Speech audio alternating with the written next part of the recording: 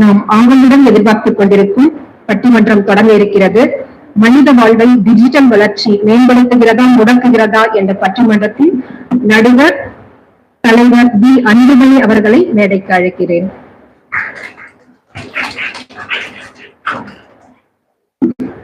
மேம்படுத்துகிறது தலைவர் R. K. Rameshkumar அவர்களை மேடைக்கு அழைக்கிறேன். முடக்குகிறது என்ற அணியின் தலைவர் லோகேஸ்வரன் அவர்களை மேடைக்கு அழைக்கிறேன்.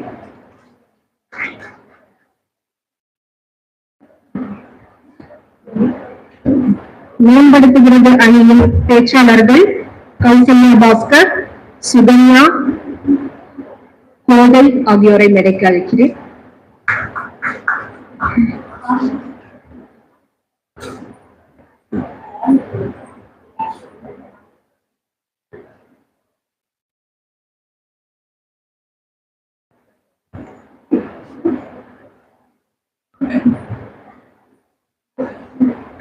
முடக்குகிறது என்ற அணியின் பேச்சாளர்கள் லாவண்யா, மஞ்சு, உமா மகேஸ்வரி ஆகியோரை மேடைக்கு அழைக்கிறேன்.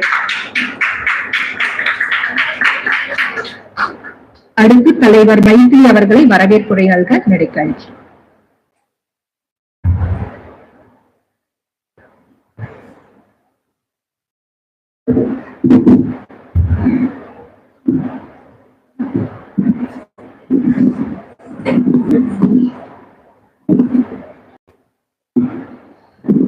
அனைவருக்கும் ஈரோடு வாசலின் சார்பாக இனிய ஞாயிற்றுக்கிழமை மாலை வணக்கம். ஈரோடு வாசல் என்பது அனைவருக்கும் தெரிந்தது போல வாட்ஸ்அப் குழுமமாக 7 ஆண்டுகளுக்கு முன்பு செயல்பட்டுக் கொண்டிருக்கும் போதே இணையம் வழியாக பட்டிமன்றம் நிகழ்த்திய ஒரு வரலாறு கொண்டது. அந்த வகையில் இன்று நேரடி பட்டிமன்றமாக ஒரு சிறப்பு பட்டிமன்றத்தை படைப்புக்குழு சார்பாக நடத்துவதில் பெரும் மகிழ்ச்சி கொள்கிறோம். இந்த சிறப்பு பட்டிமன்றத்திற்கு வருகை புரிந்திருக்கும் ஈரோடு வாசலின் வழிகாட்டுதல் குழு உறுப்பினர்கள், ஈரோடு வாசல் உறுப்பினர்கள், உறுப்பினர்கள் அல்லாத தோழமைகள் அனைவருக்கும் எங்களது வரவேற்பை நல்குவதில் பெரும் மகிழ்ச்சி கொள்கிறோம். இதை தாண்டி இன்றைய பேச்சாளர்கள் மேடையை அலங்கரித்துக் கொண்டிருக்கிறார்கள். தங்களது கருத்து சரவரி மூலம் நம் அனைவரையும் சிந்திக்க வைக்க காத்துக் கொண்டிருக்கும் பட்டிமன்ற பேச்சாளர்கள் மற்றும் நடுவர் உள்ளிட்ட குழுவை வரவேற்பதில் பேருவகை கொள்கிறோம். மனித வாழ்வை டிஜிட்டல் வளர்ச்சி மேம்படுத்துகிறது என்ற தலைப்பில் தலைவராக திரு ஆர். கே. ரமேஷ்குமார் அவர்களும் அவரது குழு உறுப்பினர்களாக கோதை அவர்கள், சுகன்யா அவர்கள், கௌசல்யா பாஸ்கர் அவர்களையும் வருக வருக என வரவேற்கிறோம். அடுத்ததாக மனித வாழ்வை டிஜிட்டல் வளர்ச்சி முடக்குகிறது என்ற அணியின் தலைவராக லோகேஸ்வரி அவர்களையும், அணியின் உறுப்பினர்களாக உமா மகேஸ்வரி, மஞ்சு, லாவண்யா அவர்களையும் வரவேற்பதில் பெரும் மகிழ்ச்சி. இந்த ஞாயிறு மாலை பொழுது அனைவருக்கும் ஓர் அறிவுச் செறியையும் காதுகளுக்கு விருந்தையும் சிந்தனையை தூண்டும் வகையிலும் அமையும் என்பதில் சிறிதளவு மையமில்லை. ஏனெனில் நமது நடுவர் பி. அன்புமணி அவர்கள் அத்தகைய வகையில் இந்த பட்டிமன்றத்தை எடுத்துச் செல்ல காத்திருக்கிறார். அவர்களையும் வருக வருக என வரவேற்பதில் பெரும் மகிழ்ச்சி. அனைவரையும் வரவேற்று அமைகிறேன். நன்றி, வணக்கம்.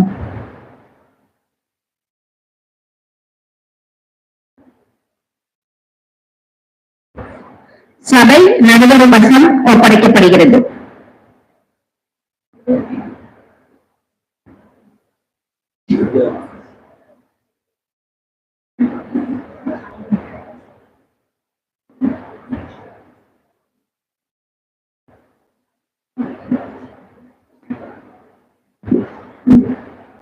அனைவருக்கும் இந்த அந்தி மாலை பொழுதில் எனது அன்பான வணக்கத்தை தெரிவித்துக் கொள்கிறேன்.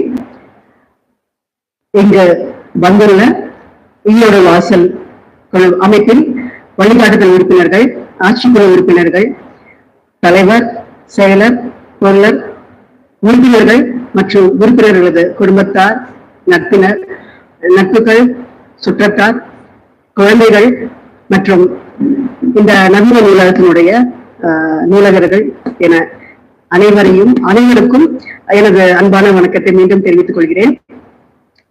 அதாவது ஈரோடு வாசல் அமைப்பு வாட்ஸ்அப் வாயிலாகவே முதல் முறையாக வரலாற்றில் பட்டிமன்றத்தை நடத்தியது என்ற பெருமிதம் எப்போதும் எங்களுக்கு உண்டு. அதே போல் ஒவ்வொரு வருடமும் தொடர்ந்து பட்டிமன்றங்களை இணைய வழியிலும் நேரடியாகவும் நடத்தி கொண்டே இருக்கிறோம். அமைப்பாக மாறி இது 3வது வருடம்.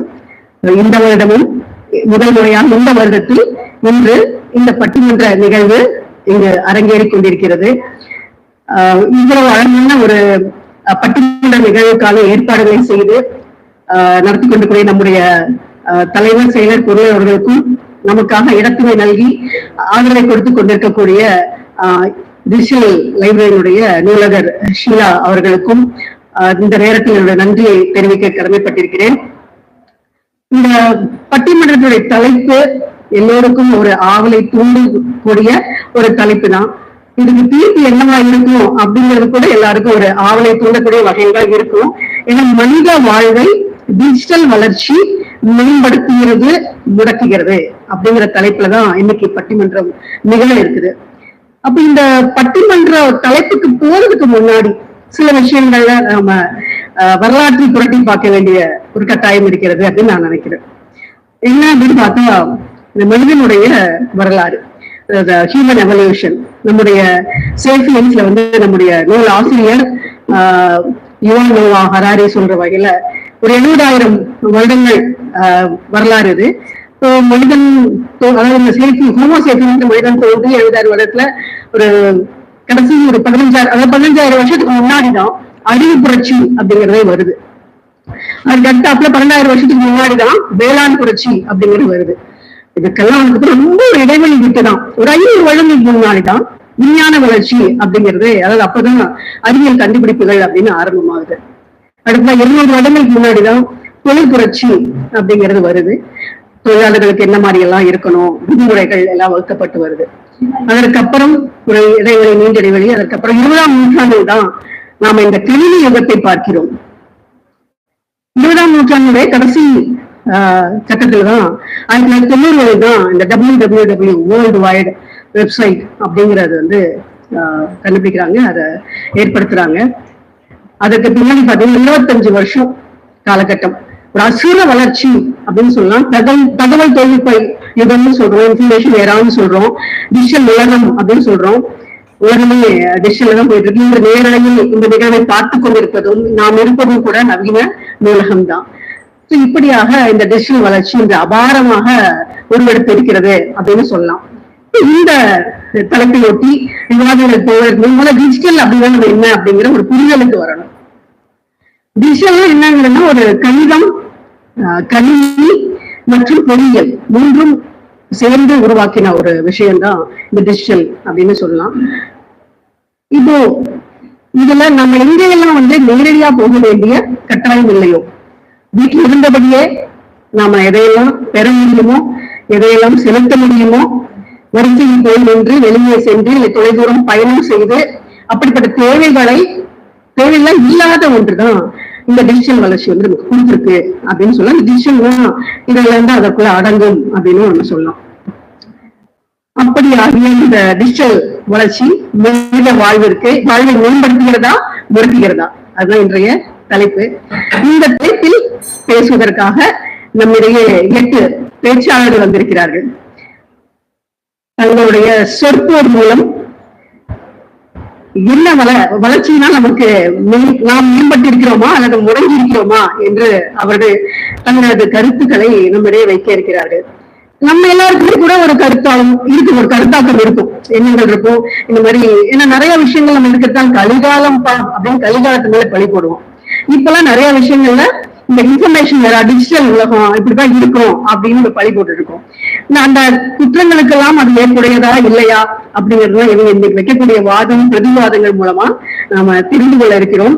இதுல இந்த 8 பேர்ல பாத்தீங்கன்னா சரியாக 50%, 4 பேர் பட்டிமன்றத்துக்கு புதிய பேச்சாளர்கள், தலைவர் உட்பட. ஆனாலும் பட்டிமன்றத்துக்கு அவர்கள் புதியவர்களை தவிர கண்டிப்பாக அவருடைய கருத்துக்கள் ஆழமானவையாக இருக்கும். இந்த பட்டிமன்றத்தை அவர்கள் மிக சிறப்பாக தன்னுடைய கருத்துக்களை பட்டிமன்றத்தில் வைப்பார்கள் என்று உங்களைப் போலவே நானும் மிகுந்த எதிர்பார்ப்புடன் இருக்கிறேன். இப்போது நாம் பட்டிமன்றத்தை துவக்கலாம். முதலாவதாக பட்டிமன்றத்துடைய தலைப்பின்படி மனித வாழ்வை டிஜிட்டல் வளர்ச்சி மேம்படுத்துகிறது என்ற அணியிலிருந்து கௌசல்யா பாஸ்கர் வர உள்ளார். கௌசல்யா பாஸ்கர் அவர்கள் படித்தது அரச்சலூர் நவரசம் கல்லூரியில், வசிப்பது பெருந்துறையில். அவருடைய வளர்ந்து கொண்டிருக்கக்கூடிய ஒரு கவிஞர். மிக அழகாக ஒரு இப்போ சமீபத்தில் ஒரு 3 ways என்ற ஒரு தேயிலை சார்ந்த ஒரு நிறுவனத்தை உருவாக்கி கொண்டிருக்கிறார். அது மட்டுமல்ல, அவர் இந்த வருடம் ஈரோடு வாசகனுடைய படைப்பு குழுவில் இயக்குநராகவும் உள்ளார். அவர் இன்று நம்முடைய பேச வந்துள்ளார். அவருக்கு இது முதல் பட்டிமன்றம். அவருடைய கண்ணி பேச்சை உங்களைப் போலவே நானும் கேட்க ஆவலாக இருக்கிறேன். வாங்க கௌசல்யா.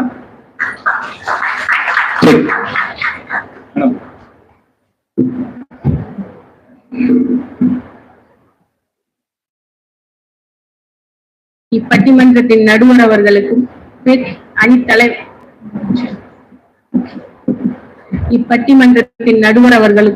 அணித்தலைவர்களுக்கும் பேச்சாளர்களுக்கும் மற்றும் பார்வையாளர்கள் அனைவருக்கும் எமது மாலை வணக்கத்தை தெரிவித்துக் கொள்கிறேன்.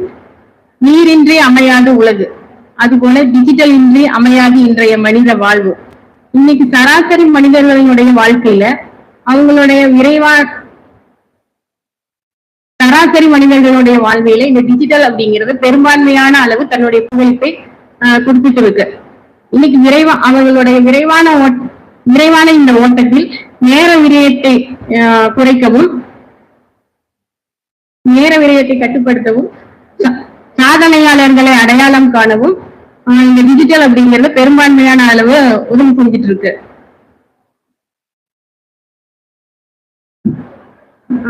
இது நம்ம ஹாஸ்பிட்டல் போனப்ப நடந்த ஒரு உண்மை சம்பவம். அங்க 2 பேர் ஹாஸ்பிட்டல் வந்திருக்காங்க. பார்மசில அவங்க மெடிசன் வாங்கலாம் அப்படின்னு சொல்லி பாத்துட்டு இருந்தாங்க. அப்ப பாத்தீங்கன்னா அந்த அம்மா அவங்க பையன்கிட்ட போன் பண்ணி பேசுறாங்க, எனக்கு 942 ரூபா மருந்து செலவு வந்துருச்சு, என்கிட்ட 300 ரூபாய் தான் இருக்கு, நான் என்ன பண்ணட்டும், அப்பாவுக்கு மருந்து வாங்கட்டுமா இல்ல வேண்டாமா அப்படின்னு சொல்லி கேக்குறாங்க. அதுக்கு அந்த பையன் சொல்றாங்க, பக்கத்துல யாராவது இருந்தாங்கன்னா போனை கொடுங்க அப்படின்னு சொல்றாங்க. அவங்க எங்கிட்ட தான் கொடுத்தாங்க. கொடுத்ததுக்கு அப்புறம் அந்த போனை வாங்கி நான் பேசுறேன். அங்க இருக்கிற அந்த QR கோடை ஸ்கேன் பண்ணி அனுப்புங்க, போட்டோ எடுத்து அனுப்புங்க அப்படின்னு சொல்றாங்க. அதுக்கப்புறம் சரின்னு சொல்லி நான் போட்டோ எடுத்து அனுப்புனதுக்கு அப்புறம் அவங்க அமௌண்ட் சென்ட் பண்ணிட்டாங்க. இவங்க மெடிசன் வாங்கிட்டு கிளம்பிட்டாங்க. இந்த மாதிரி அந்த இடத்துல அந்த டிஜிட்டல் அப்படிங்கிற அந்த ஜிபே அப்படிங்கிறது இல்லைன்னா அவங்க அந்த இடத்துல மெடிசன் வாங்கி இருக்க முடியாது இல்லைங்களா. அடுத்தது அம்மா சமையல் அப்படின்னு ஒரு அம்மா சமையல் அப்படிங்கிற ஒரு சேனல் எல்லாத்துக்கும் தெரிஞ்சிருக்கும். அவங்க பேர் மீனாட்சி. அவங்களுடைய படிப்பு 7th ஸ்டாண்டர்ட் தான் படிச்சிருக்காங்க. அவங்களுக்கு சமையல் மட்டும்தான் தெரியும். அவங்களுடைய சமையல் பிசினஸ் இப்போ 10 நாடுகள்ல அவங்க இந்த பிசினஸ் பார்த்துட்டு இருக்காங்க. அவங்களுடைய சமையல் கலையை ஒரு சாதனை கலையா எடுத்துட்டு போனது இந்த டிஜிட்டலுக்கு தான் இருக்கு. அடுத்து நம்ம மார்சல் குரூப்ல தொடர்கதை சங்கிலி அப்படின்னு சொல்லிட்டு ஒரு பிரிவுல 12 எழுத்தாளர்கள் 14 பக்கங்கள் கதை எழுதினாங்க. அது இன்டர்நேஷனல் வாழ்த்தல் உறுப்பினர்கள் 4 பேர் இருந்தாங்க. சரிங்களா. இந்த கம்யூனிகேஷன் எப்படி வந்துச்சு அப்படின்னா, இந்த டிஜிட்டல் ஒரு இதனோட வசதி இருந்ததுனாலதான் இந்த கம்யூனிகேஷன் இருந்துச்சு. இதனாலதான் அவங்களால கதை எழுத முடிஞ்சிச்சு. இன்னைக்கு சமுதாயத்துல ஒரு ஹைடெக் பீப்புள் மட்டும் இல்லாம நடுத்தர மக்களுடைய வாழ்க்கையில இந்த டிஜிட்டல் அப்படிங்கறது எப்படியெல்லாம் உதவி செஞ்சுட்டு இருக்கு அப்படின்னு பாத்தீங்கன்னா, ஒரு ரேஷன் கடையாகட்டும், ஒரு ஈபி பில் கட்டதாகட்டும், ஒரு கேஸ் சிலிண்டர் புக் பண்றதாகட்டும், இந்த மாதிரி எல்லா இடங்கள்லயும் டிஜிட்டல் அப்படிங்கிறது தன்னுடைய சேவையை திறம்பட செய்து கொண்டு இருக்கிறது. இதனால நம்மளுடைய நேரமும் அதுக்கான அலைச்சலும்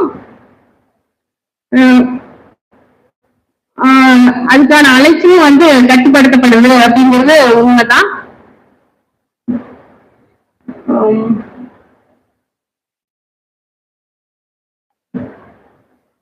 ஒரு லேண்ட் பத்தி தெரிஞ்சுக்கிறதாகட்டும் எல்லாமே இந்த டிஜிட்டல் மூலமா தான் நம்ம ஈஸியா எல்லா வேலைகளையுமே நம்ம முடிச்சுக்கிறோம். அதனால நடுவர் அவங்களுக்கே தெரியும்,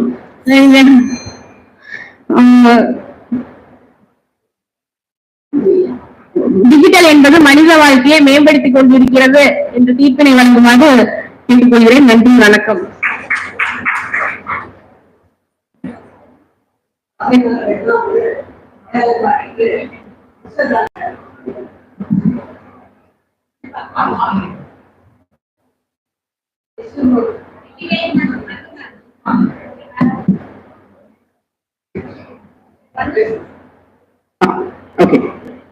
சாதனையாளர்கள் அடையாளம் காட்டுறதுக்கு உதவுறது என்ன அப்படின்னு பார்த்தா டிஜிட்டல் சொல்றாங்க. சரிதான், எத்தனையோ பேரு அவங்க அழகா பாடுறாங்க, இல்ல ஏதோ ஒரு விஷயத்தை பத்தி பேசிட்டாங்க அப்படின்னா அது வைரல் ஆயிடுது. அப்ப எல்லாரையும் போய் சேர்ந்துருது டிஜிட்டல் வளர்ச்சினாலதான் அப்படிங்கிறது மறக்க முடியாத உண்மை. அன்னைக்கு அவங்க சொன்ன ஒரு உண்மைக்கும் போதே சொன்னாங்க, அப்பத்துல நம்ம பணம் எடுக்காம போயிட்டா கூட ஜிபே இருக்கிறதுனால நம்மளால முடியுது அப்படின்னு சொல்றோம். நம்மளும் எல்லா இடத்துலயும் பார்க்கிறோம். ஒரு சின்ன காய்கறி விற்பனையாளர்ல இருந்து எல்லாருமே அதை ஜிபேக்கான அதை வச்சிருக்காங்க. நம்மளால எல்லா இடத்துலயுமே அதை கொடுக்க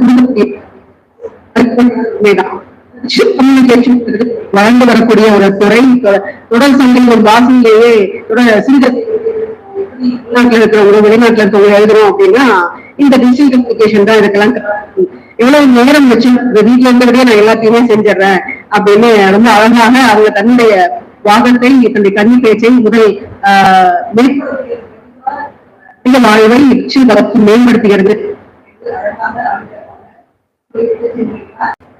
இப்ப ஒரு எதிரணியிலிருந்து நமக்கு அவருக்கு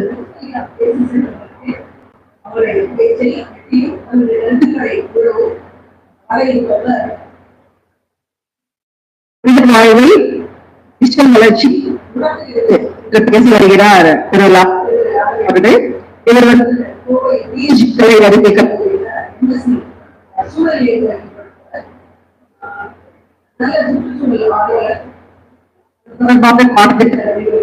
மற்றும் மேம்பாட்டு குறித்து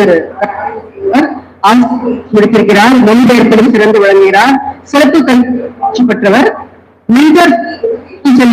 என்ற நிறுவனத்தின் ஒளி நிறுவனரும் ஆவார். இதற்கும் இந்த முதல் பட்டிமன்றம் என்பது குறிப்பிடத்தக்கது. அனைவருக்கும் வணக்கம். என்னுடைய அணியின் நடுவர் மற்றும் என்னோட அணியை சேர்ந்தவங்க, எதிரணி சேர்ந்தவங்க அனைவருக்கும் என் வணக்கத்தை கூறி என்னுடைய கல்வி பட்டிமன்ற பேச்சை துவங்குகிறேன். எதிரணியினர் அவங்க கௌசல்யா அவங்க சொன்னாங்க, நீரின்றி அமையாது உலகு, அந்த மாதிரி டிஜிட்டல் வளர்ச்சி இல்லாம இன்னைக்கு உலகம் இல்லை அப்படின்னு. ஆனா நீரே இல்லாம போயிடுமோ அப்படின்ற அளவுக்கு இந்த டிஜிட்டல் வளர்ச்சி நம்மள தள்ளிட்டு இருக்கு. ஏன்னா எல்லாரும் பயங்கரமா ஷாப்பிங் பண்றோம். எப்படி ஷாப்பிங் பண்றோம் அப்படின்னா, ஆன்லைன்ல இருந்த இடத்துல இருந்து நிறைய புடவைகள் வாங்குறோம், அணிகலன்கள் வாங்குறோம். சோ நிறைய விஷயங்கள் தயாரிக்கப்பட்டுட்டே இருக்கு.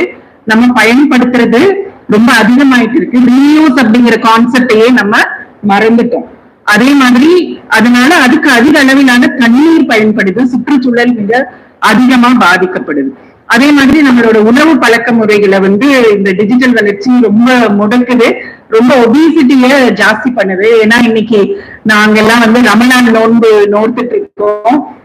இப்ப நீங்க பாத்தீங்க அப்படின்னா காலையில ஸ்விக்கில இருந்து ஒரு மெசேஜ் எங்களுக்கு, பிரேக்ஃபாஸ்ட் நம்ம சாதாரணமா ஏதாவது ஒண்ணு ஹெல்தியா சாப்பிடலாம், ரமலான் நோன்பு நோக்காத சமயத்திலையும் ஹெல்தியா ஏதாவது சாப்பிடலாம் அப்படின்னா அவங்க ஒரு சமோசா பிக்சர், ஒரு ஃப்ரைட் சிக்கன் பிக்சர் அப்படி இருக்கும்போது நம்மளோட தாட் என்ன பண்ணுது, அந்த மாதிரி உணவுகளை சாப்பிடுறதுக்கு ஒரு தூண்டுதலா அமைதுங்கிறது இன்னொரு பாயிண்ட்.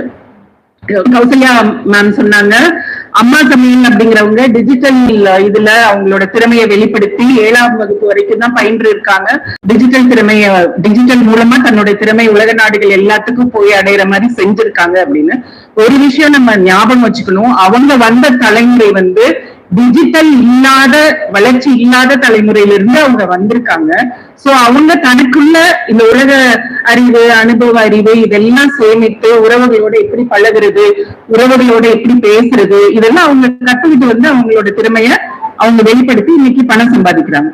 ஆனால் நம்ம குழந்தைங்க இந்த மாதிரியான திறமைகளை வளர்த்துக்காமையே போனோட முடங்கி போயிடுவாங்களோ அப்படின்ற கவலைய ரொம்ப கொடுக்குற மாதிரி தான் இந்த டிஜிட்டல் வளர்ச்சி. எனக்கு குழந்தைங்களை மேற்கோள் சொல்லி சொல்ல விரும்பல, பிகாஸ் நான் எஜுகேஷன் ஃபீல்ட்ல இருந்து வர்றேன். ஷேமிங் அப்படிங்கிறது குழந்தைங்களை என்ன ஒரு நெகட்டிவா இருந்தாலும் எல்லாரும் முன்னாடி பண்ணக்கூடாதுன்றதுனால நான் நேரடியா மேற்கோள் காட்டி பேசல, நீங்களே பார்த்துட்டு இருக்கீங்க இல்லைங்களா. So that is second point relate. அது இரண்டாவது பாயிண்ட் மேம் சொன்னதுக்கு. இன்னொன்னு மென்டல் ஹெல்த்ங்க, நம்மளோட எமோஷனல் ஹெல்த் அப்படின்னு ஒண்ணு இருக்கு. அது ரொம்ப பாதிக்கப்படுது டிஜிட்டல் வளர்ச்சினால. ஏன்னா எப்பயுமே நம்ம ஒரே இடத்துல உட்கார்ந்து இந்த கேம் முடிச்சது, அந்த கேம் சொல்ற பாராட்டுகள்லாம் நமக்கு ஏதோ பெரிய அவார்ட் கிடைச்ச மாதிரி, super awesome you one to the next level அப்படின்னு அந்த பூ மாதிரி கொட்டும் போது நம்ம என்ன நினைச்சுக்கிறோம், ஏதோ பெரிய விஷயத்த அந்த கேண்டி கிரஷ் கேம்ல சாதிச்சுட்டோம்னு நினைச்சு அதோட நம்ம என்ன பண்றோம், நமக்கு பூஸ்ட் கிடைச்சிருது, அடுத்த ஸ்டெப்க்கு போகணும் அப்படின்னு நம்ம நினைக்கிறதே இல்லை. சோ அந்த வகையிலும் நம்மள டிஜிட்டல் வளர்ச்சி முடக்குது. அப்புறம் தொடர்ந்து நம்ம என்ன பண்றோம், நம்மள மத்தவங்களோட கம்பேர் பண்ணிட்டே இருக்கோம். அவங்க சுவிட்சர்லாந்து போயிட்டு வந்திருக்காங்க இந்த ஹாலிடேக்கு, நீங்க பாருங்க அப்படின்னு சொல்லி மத்தவங்களோட வளர்ச்சியோட நம்ம வளர்ச்சியை தொடர்ந்து ஒப்பிட்டு நம்மளே குறைவா எண்ணிக்கிறோம். இன்னொரு விஷயம் நான் இந்த டிஜிட்டல் வளர்ச்சியில தீமையா பாக்குறேன் அப்படின்னா, உறவுகளோட பேசுறதுக்கு விருப்பமே இருக்கிறது இல்ல. ஏன்னா குற்றம் கொடை சேர்ந்ததுதான் உறவு. இன்னைக்கு அக்காவோடையோ தம்பியோடையோ சண்டை போடலாம், ஆனா அதுல நாளைக்கு சேர்ந்துக்கலாம் அப்படிங்கிறது நம்ம பேசுறதுக்கு எதுவும் இல்லாம, செய்யறதுக்கு எதுவும் இல்லாம, ஒரு சப்போர்ட் இல்லாம இருக்கும்போதுதான் அந்த நீட நம்ம உணர்வோம். ஆனா இன்னைக்கு என்ன ஆகுது, ஒரு ரீல்ஸ்ல தோன்ற ஒரு அம்மாவை ஒருத்தங்களை அம்மான்னு கூப்பிட்டுக்கிறோம், ஒருத்தங்களை அக்கான்னு கூப்பிட்டுக்கிறோம். நல்லதுதான், ரைட். பட் அவங்க நமக்கு நல்லது சொல்லித்தர போறது இல்ல, குறை இருந்தா அவங்க பாதிக்க போறது இல்ல. சோ அவங்க என்ன பண்றாங்க, அவங்கள ஒரு ஐடென்டிட்டியா வச்சுட்டு நம்ம கூட இருக்கிறவங்களை எல்லாம் நம்ம வெறுக்கிறோம், உறவுகளை துண்டிச்சுக்கிறோம். மாணவர்களுக்கு ரொம்ப அட்டென்ஷன் ஸ்பேன் குறைஞ்சிட்டே வருது, மெமரி லாஸ் நிறைய ஆகுது, நிறைய தகவல்கள் அவங்க மூளையை தாக்கிக்கிட்டே இருக்கு. காக்னிட்டிவ் ஓவர்லோடுன்னு நம்ம சொல்றோம், அது ரொம்ப அதிகமா இருக்கு. அவங்க எந்த வேலையும் பொறுமையா செய்யறது இல்ல, எது நினைச்சாலும் உடனே நடக்கணும்னு நினைக்கிறாங்க. இமீடியட் கிராட்டிபிகேஷன் ஆங்கிலத்துல சொல்லுவாங்க. அது என்னன்னா, ஏன்னா அவங்க ஒரு கேம் ரீஸ்டார்ட் பண்ணி அடுத்த கேம் விளையாண்டுட்டு போயிட்டே இருக்கலாம். ஆனா நீங்க ஒரு கபடி விளையாடும் போதோ, பல்லாங்குழி விளையாடும் போதோ, நீங்க சாப்பாடு செஞ்சு விளையாடும் போதோ அந்த வாய்ப்பு நமக்கு கிடையாது. நம்ம அவங்களோட சமாதானம் பேசணும், நீங்க வச்சிருக்கிற இந்த சொப்பு சாமான் எனக்கு கொடுக்குறீங்களான்னு ஒரு நெகோசியேஷன் நடக்கும், ஒரு உரையாடல் நடக்கும். அது எல்லாத்தையும் இந்த டிஜிட்டல் கேம்ஸ் சுக்குநூறா உடைச்சு நிஜ வாழ்க்கைக்கு மாணவர்களை தயார்படுத்தல. டைம் இருக்குங்களா? ஓகே. சோ அடுத்தது cyber bullying. It's over. Okay, yeah. So cyber புல்லிங்கும் ரொம்ப அதிக அளவுல நடக்குது. டிஜிட்டல் வளர்ச்சிய நம்ம கையாளுறதுக்கான திறன்கள் நமக்கு இல்ல. சோ டிஜிட்டல் வளர்ச்சி, அதிகப்படியான டிஜிட்டல் வளர்ச்சி மனித வாழ்வை முடக்குகிறது.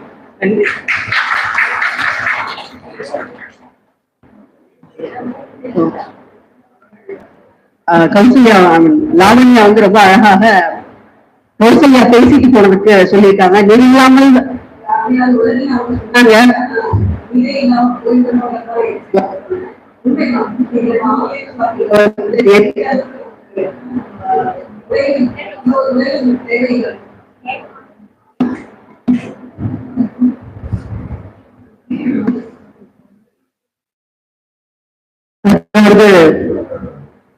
உடைகள் நமக்கு தேவையா தேவையில்லையான்னு தெரியறதில்ல. ஆனா நம்ம அளவுக்கு அதிகமா வாங்கிட்டு போறோம். அதே மாதிரி ஒவ்வொரு பொருளுமே நம்ம உடனே மாத்திட்டே இருக்கோம். அப்ப இது எல்லாத்துக்குமே கண்டிப்பா நீர் தேவைப்படுது. அந்த நீரை பத்தி நம்ம யோசிக்கிறதே இல்லை. நம்ம வீட்டுல உபயோகப்படுத்தக்கூடிய அந்த நீரை மட்டுமே யோசிக்கிறோம் அப்படின்னு அழகான ஒரு கருத்தை முன்வச்சிருக்காங்க. உணவு பழக்கம் பத்தி சொல்லிட்டு போயிருக்காங்க. அதே மாதிரி எவ்வளவு தகவல்கள் மாணவர்களை திசை கொடுப்பது, எந்த அளவுக்கு அவங்களுக்கு ஒரு அழுத்தத்தை கொடுக்குது அப்படிங்கறதெல்லாம் ரொம்ப அழகாக ஒரு மறுக்க முடியாத விஷயங்களாக வச்சுட்டு போயிருக்காங்க. எதுவும் இது கொஞ்சம் கஷ்டம் தான் அதை வெட்டி பேசுறது அப்படிங்கிறது. இருந்தாலும் நாங்க என்ன சலிச்சுக்கலாம் அப்படின்னு சொல்லிட்டு இப்போ மனித வாழ்வை டிஜிட்டல் வளர்ச்சி மேம்படுத்தியதுதான் அப்படிங்கிற அணியிலிருந்து சிபி சுரங்கி அவர்கள் பேச இருக்கிறாங்க. இவங்க இசிஇ துறையில பொறியியல் பட்டம் பெற்றவர். அந்த உலகின் மீது உளவியல் துறையில் முதல்கட்ட ஆய்வையும் மேற்கொண்டு வருகிறார். 12 வருடங்களுக்கும் மேலாக ஐடி துறையில் மென்பொருள் பொறியாளராக பணியாற்றி வருகிறார். இவரை பற்றி இன்னொரு வகையும் இருக்கிறது. வர்மக்கலை வித்தகர் கூறவர், அதையும் பெற்றிருக்கிறார். இந்த வாசிப்பாளர், நூல் விமர்சகர், ஈரோடு வாசலின் மனநலம் மற்றும் பயிற்சி குழுவின் துணைத் தலைவரும் ஆவார். வாங்க சுகன்யா. இன்றைய டிஜிட்டல் இந்தியாவில் இந்த டிஜிட்டல் லைப்ரரியில் நிகழ்ந்து கொண்டிருக்கிற இந்த பட்டிமன்றத்தினை டிஜிட்டல் மீடியம் மூலமாக டிஜிட்டல் இன்வைட் பெற்று இங்கு கேட்டு ரசிக்க வந்திருக்கும் நண்பர்களே, என்னுடைய உடன் என்ற ஸ்கூலில் சேர்ந்திருக்கும் பேச்சாளர்களே, உலகமே முடங்கி கிடந்த காலகட்டத்திலும் தன்னுடைய மாணாக்கர்களுக்காக இணையம் வழியாக பாடம் நடத்திய எங்கள் நடுவர் அவர்களே, இன்று இந்த நிகழ்வினை இணையம் வாயிலாக கண்டு ரசித்துக் கொண்டிருக்கும் ரசிகர்களே, இந்த நிகழ்வு யூடியூபில் ரெக்கார்டிங்காக கேட்டு ரசித்துக் கொண்டிருக்கும் நண்பர்களே, அனைவருக்கும் என்றைக்காவது ஒரு நாள் ஸ்வீட் சாப்பிடலாம், தினமும் சாப்பிட முடியாது. தேவைக்காக அன்னைக்கு பயன்படுத்தி நம்ம கையில இன்னைக்கு ஒரு ஆயுதம் இருக்கு. அந்த ஆயுதத்தை எந்த அளவு நம்ம பயன்படுத்தணும் அப்படிங்கறது நம்ம கையில இருக்கு அப்படின்றத இன்னைக்கு நாங்க சொல்ல வந்திருக்கோம். இது முன்னாடி பேசும்போது லாவண்யா அவர்கள் சொன்னாங்க, நம்ம நிறைய ரீயூஸ் பண்றது இல்ல அப்படின்னு. முன்னாடி ஒரு பாட்டு ஒண்ணு இருந்தது, தேடினி வந்தது நாடினே தந்தது வாசலே வாழவாழன்றது. எது தேடினீங்கன்றது எந்த தேடுறோம்? இப்போ சாட்சிபில, ஜெமினில, கூகுள்ல இங்க தேடும்போது தானே நம்ம இப்ப தேடுறோம்னா பக்கத்துல கேட்கிறோமா? ஒரு வழி போகும்போது நீங்க ரூட்ல எங்கேயாவது போன கூகுள் மேப் போட்டு போயிட்டு இருக்கீங்க, வழியில யாரையாவது கேப்பா லெஃப்ட் எடுக்குமா ரைட் எடுக்குமா நீங்க கேட்டுட்டு இருக்கோமா? மொபைல்ல தான் கேட்டுட்டு இருக்கோம்.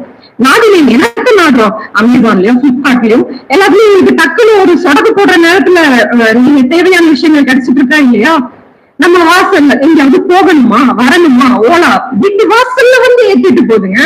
அம்மாக்காகவோ வீட்டுக்காரருக்காகவோ இல்ல வண்டியில பெட்ரோல் இருக்கா இல்லையா, பிரேக் பிடிக்கிறா, ஒரு பிரச்சனையும் இல்ல. குத்தமா வந்துச்சா ஏறணுமா போகணுமா இருக்க முடியுதுல்ல, மேம்படுத்தலையாமே வாழவா? இன்னைக்கு போய் எத்தனை பேர் நம்ம போய் ரெஜிஸ்டர் பண்ணி எல்லாத்தையும் கஷ்டப்பட்டு புரோக்கர் கிட்ட சொல்லி மேட்ரிமோனி இருக்குங்க, matrimony, Bharat matrimony, Tamil matrimony register பண்ணுங்க, வாங்குங்க. என்னது நாங்க எல்லா ஆப்ஷனும் மேம்பட்டு வந்துகிட்டு தானே இருக்கு. நம்ம தேவைக்கு தகுந்த மாதிரி need is the method of invention. நமக்கு என்ன தேவையோ அதை தான் நம்ம கண்டுபிடிச்சிட்டு இருக்கோம். அதை எப்படி பயன்படுத்துறோம் அப்படிங்கிறது நம்மளுடைய கைகளில் இருக்கின்றது. இப்ப ஏன் இதை இந்த டிஜிட்டல் ஈரா இந்த அளவுக்கு இருந்துச்சு? முன்னாடி ஒரு குடிசை வீட்டுல ஒருத்தங்க இருக்காங்க அப்படின்னா அவங்க அடுத்து ஒரு ஓட்டு வீடு கட்டுறதுக்கு ஒரு ஜெனரேஷன் ஆகும். ஓட்டு வீட்டுல இருந்து மச்சோடு போகணுமா அடுத்த ஜெனரேஷன் ஆகும். இன்னும் சொந்த வீட்டை இடிச்சு கட்டினாலும் ஒரு ஜெனரேஷன் ஆகும். வீடு நிலத்தை வாங்கி கட்டணும்னா 2 ஜெனரேஷன் ஆகும். இன்னைக்கு ஐடி டைம்ல இதெல்லாம் இப்படியாங்க இருக்கு. சொந்த வீட்டுல இருக்கிற வீட்டை என்ஹான்ஸ் பண்ணி இன்னும் சௌகரியமா வச்சு வெஸ்டர்ன் டாய்லெட் வச்சு கட்டணும். அது இல்லாம பொழப்புக்காக நம்ம வெளியில போயிருக்கணும், போன இடத்துல ஒரு பிளாட் வாங்குறோம், அது இல்லாம இன்வெஸ்ட்மெண்ட் பண்றோம். இத்தனை வளர்ச்சி இப்படி சாத்தியப்பட்டுச்சு. இன்றைய டிஜிட்டல் உலகத்துல இவ்வளவு வாய்ப்புகள், தொழில் வாய்ப்புகள், வேலை வாய்ப்புகள் இத்தனை கொட்டி கிடக்கு. சரி, நம்ம வீட்டை கட்டுறோம் அப்படின்னு சொல்லுவோம். வீட்டை மட்டும் முன்னாடி மாதிரி ஸ்டிச் போட்டு மேப் போட்டாங்க கட்டிட்டு இருக்காங்க. விஆர் இருக்குங்க, 3Dல இமேஜ் போடுறாங்க, மேப்பிங் போடுறாங்க. எப்படி வேணுமோ இல்ல இன்டீரியர் என்ன வேணுமோ உள்ளுக்குள்ளார நீங்க கட்டுறதுக்கு முன்னாடி பேஸ்மெண்ட் போடுறதுக்கு முன்னாடி வீட்டுக்குள்ள போய் வாழ்ந்து பார்க்கலாமாம்மா. அது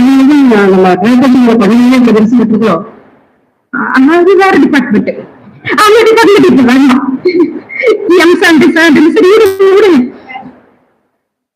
அதே போல அடுத்து இன்னைக்கு எம்எல், ஏஐ இன்றைய ஜெனரேஷன்ல இதெல்லாம் எங்க ஆரம்பிச்சது? எனிக்மா அப்படின்னு ஒண்ணு கண்டுபிடிச்சாங்க. தகவல் தொழில்நுட்பம் ஒருத்தருக்கு அனுப்புற செய்தி இன்னொருத்தர்கிட்ட ஸ்பை ஆகாம அது பிரேக் ஆகாம என்கிரிப்ஷன்ல போய் சேரணும் அப்படிங்கிறதுக்காக வேர்ல்டு வார்ல முதல்ல ஜெர்மனி தோத்து போச்சு. தோத்ததுக்கப்புறம் என்ன பண்ணாங்க, வீடு கொண்டு வந்தாங்க. சரி, நான் இதை வந்து சரி பண்ணி ஏன் தோத்தேன்னு அனலைஸ் பண்ணி சரி பண்ணி அதுக்கு ஒரு என்கிரிப்ஷன் ஃபார்ம் கண்டுபிடிச்சு வந்ததுனாலதான் இந்த டெக்னாலஜி இன்னைக்கு ஏஐஎம்எல் பிஆர்ல வந்திருக்கு. இன்னைக்கு பிஆர்ல ட்ரைனிங்ல எவ்வளவு பைலட் ட்ரைனிங் வேணுமா, 1000 பேர்த்த பண்ணா வைத்தியம் அதெல்லாம் இப்ப கிடையாது. பிஆர் இருக்கு, நீங்க ட்ரைனிங் வேணுமா சர்ஜரியும் பிஆர்ல பண்ணலாம், ரோபோ இருக்கு பிஆர் பண்றதுக்கு. அவங்க ஒரு டாக்டர் வந்து ஸ்பெஷல் டாக்டருக்கு நான் இதுக்கு எக்ஸ்ட்ரா பேமெண்ட் கொடுக்கணுங்கிறதுக்காக வரணும்னு அவசியமே கிடையாது.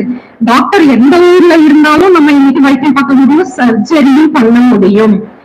மனசு சரியில்லைன்னா நான் வந்து தலைவாணி நினைக்க உட்காந்து நடுராத்திரியில அழுதுட்டு இருக்க வேண்டிய அவசியம் கிடையாது.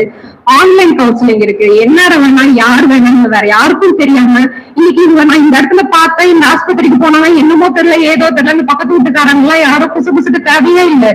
யாருக்கும் தெரியாம வீட்டுக்குள்ளார இருந்த இடத்துல இருந்து ஒரு கன்சல்டேஷன் பண்ண முடியுதா இல்லையா? இதுல வந்து முன்னாடி எல்லாம் எவ்வளவு மித்து இருந்துச்சு, மென்டல் மித்துன்ட்டு.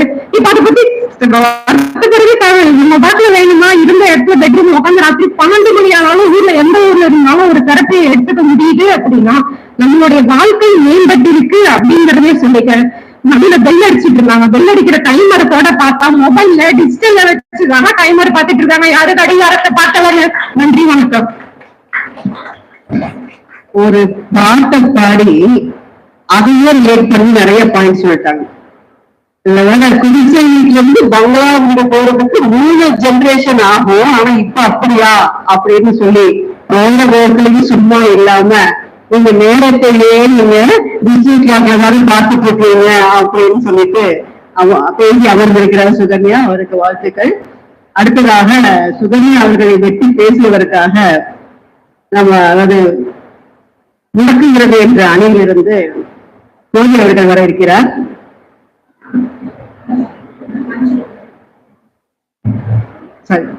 முனைவர் மஞ்சி அவர்கள் வர இருக்கிறார்கள். மஞ்சி அவர்கள் மேலாண்மை துறையில் முனைவர் பட்டம் பெற்றவர், சென்னையை பிறந்து வளர்ந்தவர். தற்போது பல ஆண்டுகளாக ஈரோடில் வசித்து வருகிறார். 25 ஆண்டுகளுக்கும் மேலாக பெண்கள் கலை அறிவியல் கல்லூரியில் பணியாற்றி வருகிறார். அங்கு உள்ள பெண்கள் அமைப்பின் தலைவியாகவும் பொறுப்பு வகித்து வருகிறார். அவருக்கும் பட்டிமன்றத்தில் இது முதல் மேடை. வாங்கலாம், உங்களுடைய கண்ணி பேச்சை தருக.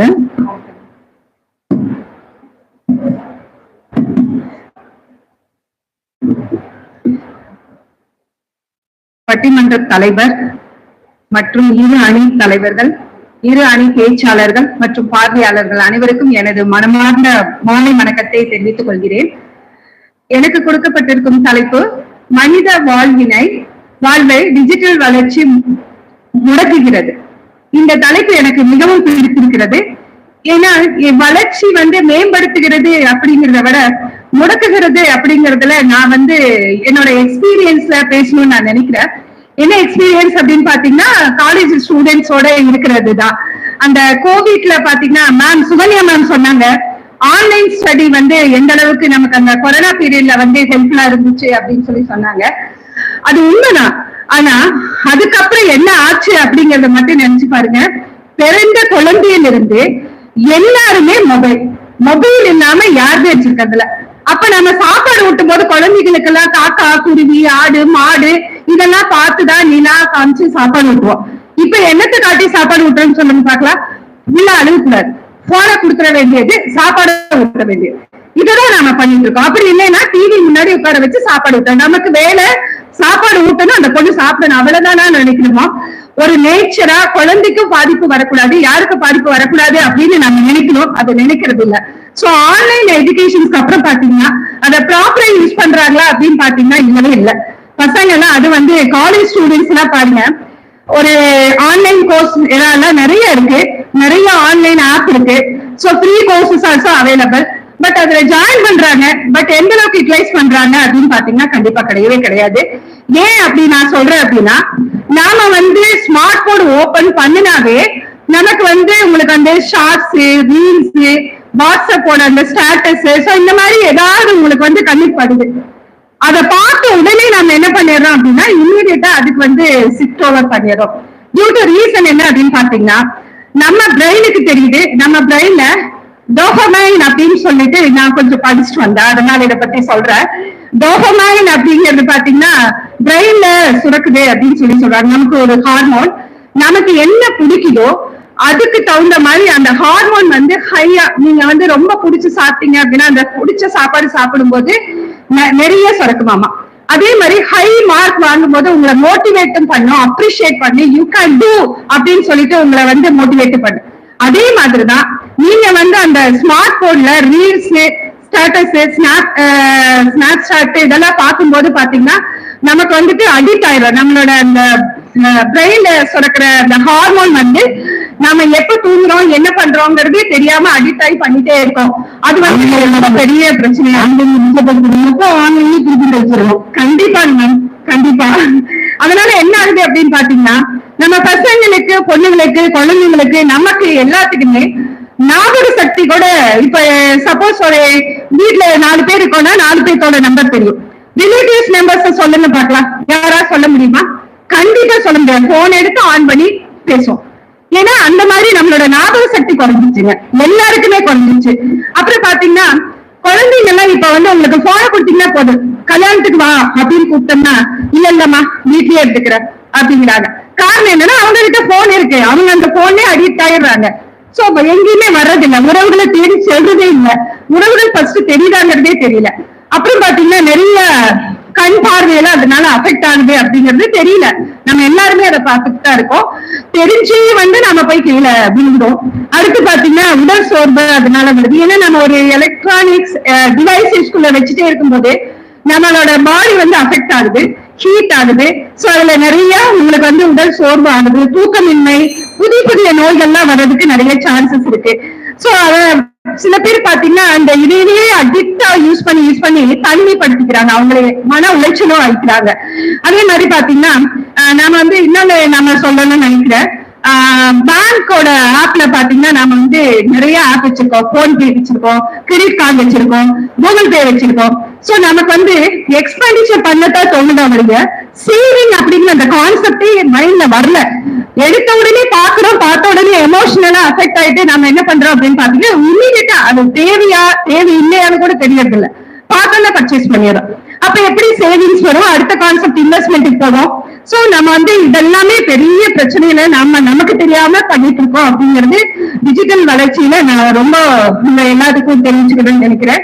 அதே மாதிரி பாத்தீங்கன்னா நமக்கு வந்து காலம் ரொம்ப பொன் போன்றது அப்படிங்கிறது நமக்கு தெரியறதே இல்லை. ஏன்னா நாம தான் வந்து ரீல்ஸும் வாட்ஸ்அப். எங்க காலேஜ்ல ஒரு பொண்ணோட அம்மா சொன்னாங்க, ஒரே இது சொல்லியத, என் பொண்ணு பாத்தீங்கன்னா எப்ப பார்த்தாலும் நான் போன்லயே இருப்பான்னா ஏன் மேம் சிரிச்சுட்டே இருக்கான்னு நாங்க கேட்டோம். திட்டினாலும் சிரிக்கிறா, பேசினாலும் சிரிக்கிறா, என்னாச்சு அப்படின்னு கேட்டா அவங்க சொல்றாங்க நான் அடிச்சாலும் சிரிப்பாங்க அப்படிங்கிறாங்க. காரணம் என்னன்னு பாத்தீங்கன்னா டீ ஸ்நாக்ஸ் கொடுத்தா கூட அழகா மேக்கப் பண்ணிட்டு வந்து டீ ஸ்நாக்ஸ் போட்டோ எடுத்து அவளோட சேர்ந்து ஸ்நாக்ஸ் போட்டுருவாளாமா, அதுதான் அவளோட வேலையைங்க. சோ இந்த மாதிரி எல்லாம் வந்து குழந்தைகளையும் இளைஞர்களையும் முடக்குகிறது என்பதை நாம் உறுதியாக ஆணித்தரமாக அனைவருக்குமே வந்து இது ஒரு பெரிய பாடமாக இருக்கிறது என்பதை நான் தெரிவித்துக் கொள்கிறேன். நன்றி. தன்னுடைய கல்வி அனுபவத்துல இருந்து மாணவர்கள் எப்படி அந்த ஆன்லைன் எஜுகேஷனை பயன்படுத்துறாங்கன்னு ரொம்ப தெளிவாகவே படம்பெடுத்து காட்டிட்டாங்க. எங்கள் யாருக்கும் இணையில இருக்க இல்ல மற்ற ஒரு 4 பேரும் எங்க மட்டும் நமக்கு இருக்கிறதுனால முதல்ல அவங்க நம்பரை கேட்டு பாருங்க, அதையே யோசிப்பாங்க. அந்த மாதிரி ஒரு நிலைமையில தான் நம்ம இருக்கோம். திடீர்னு கேட்டா நம்ம இல்லைன்னு சொல்றதுக்கு நம்ம யோசிக்க ஆரம்பிச்சிடும். அப்படி இருக்கும். உண்மையிலேயே அப்ப வந்து ஒரு நாமெல்லாம் ஒரு 40 வயசுல கண்ணாடி போட்டிருப்போம் அப்படின்னா இப்ப குழந்தைகள் எல்லாம் வந்து ஒரு 6 வயசு 10 வயசுக்குள்ளேயே கண்ணாடி போட்டுடுறாங்க. நம்ம பார்த்துட்டு தான் இருக்கோம். அந்த கண் பார்வை எவ்வளவு முக்கியம்ங்கிறது இந்த டிஜிட்டல் வளர்ச்சி வந்து அதை ரொம்ப குறைத்துருது அப்படின்னு அவங்க சொன்னாங்க. எல்லாத்துக்கும் மேல கடைசியா ஒண்ணு சொன்னாங்க, அந்த செல்ஃபி ஏதாவது ஒரு இடத்துல படிச்சு ஞாபகம் இருக்கு, செத்து போனா கூட மேக்கப் தான் சாக்கணும் அப்படின்னு, அந்த மாதிரிதான் இருக்கணுங்கிற மாதிரி இப்போ மோகம் தலைவருக்கு ஆடுது அப்படின்னு சொல்லலாம். சோ அவர்கள் ரொம்ப அழகாக தன்னுடைய கருத்துக்களை அனுத்திரமா கூறிவிட்டு சென்றிருக்கிறார்கள். இப்போது அவரது கருத்தை வெட்டி பேசுவதற்காக மேம்படுத்துவதற்கு அணியிலிருந்து கோதை அவர்கள் வருகிறார். அவர் தமிழ் வெளியேற்று படித்தவர், நல்ல கதை வாசிப்பாளர், சிறந்த கதை சொல்லி மெக்சிகோவிலிருந்து ஒளிபரப்பாகக்கூடிய சேரிட்டி ரேடியோல 50க்கும் மேற்பட்ட குழந்தைகளுக்கான கதைகளை கூறியுள்ளார். தோழி பண்பலையில் பெரியவர்களுக்கான 25க்கும் மேற்பட்ட வெவ்வேறு எழுத்தாளர்களின் சிறுகதைகளை குரல் பதிவாக வழங்கியிருக்கிறார். அவங்க இனிமையான குரல் அவருக்கு இப்பொழுது கேட்குது உங்களுக்கே தெரியும். அயலகத்தில் அரபியாவை கத்தாரில் தமிழ் ஆசிரியராகவும் பணியாற்றிய அனுபவம் அவருக்கு வந்து ஈரோடு வாசலின் மின்னுதல் தமிழ் முற்றத்தின் சிறப்பு இயக்கம் ஆவார். வாங்க கோவைக்கம். மகிழ்ச்சி. மிகச் சிறப்பாக நடைபெற்றுக் கொண்டிருக்கக்கூடிய உங்கள் கட்சியின் பட்டிமன்றத்தின் அணி உள்நன்மையை சார்ந்தவர்களுக்கும் எதிர்நன்மையை சார்ந்தவர்களுக்கும் நடுவர்களுக்கும் அவைகள் அனைவருக்கும் என் வணக்கத்தை தெரிவித்துக் கொள்கிறேன். லாவண்யா வந்து பேசி போனாங்க. ஆன்லைன்ல வந்துட்டு ட்ரெஸ் எல்லாம் போடுறாங்க, போட்டு வாங்கி வச்சு என்ன பண்றாங்கன்னே தெரியல அப்படின்னு சொன்னாங்க. நீங்க பதில் சொல்றேன், நான் கேட்டதை அப்படி வாசிக்கிறேன், அப்புறமா புரிஞ்சுக்கோங்க. ஹாய் எவ்ரிவன், நீங்க இப்ப பாத்துட்டு இருக்கிறது ஹேண்ட்லூம் டசல் சில்க் சாரி. வேர் பண்ணிக்கிறதுக்கு ரொம்ப கம்ஃபர்டபுளா பியூட்டிஃபுல்லா உங்களை காட்டும். ஒரு அக்கேஷன்ல போகணும், ஒரு அபிஷியலா போகணும், எதுவா இருந்தாலும் இந்த சாரி உங்களுக்கு அப்படி லுக்கா இருக்குங்க. இந்த சாரியோட உங்களுக்கு அட்டாச் பிளவுஸும் வந்துருது. டிஜிட்டல் பிரிண்ட் அப்படிங்கிறதுனால பாக்கிறதுக்கு ரொம்ப லுக்கா இருக்கும். அண்ட் பார்டர் ஆல்சோ பியூட்டிஃபுல்லா வந்திருக்கு. ஷிப்பிங் ஃப்ரீயா கொடுத்துட்டு இருக்கோம். உங்களுக்கு 100 பீஸ் வேணுமா, 200 பீஸ் வேணுமா, எவ்வளவு பீஸ் வேணும்னாலும் எடுத்துக்கலாம், அவைலபிளா இருக்கு. சோ மிஸ் பண்ணிடாதீங்க. இங்க கடையே போடாம கடை நடத்துற எதிரணி தலைவி வாயாலே நடக்கிறாங்க லோகேஸ்வரி அவங்களோட வாட்ஸ்அப் ஸ்டேட்டஸ். இதுல அவங்க மாடல் வேற, மாடலும் அவங்களாம் இல்ல.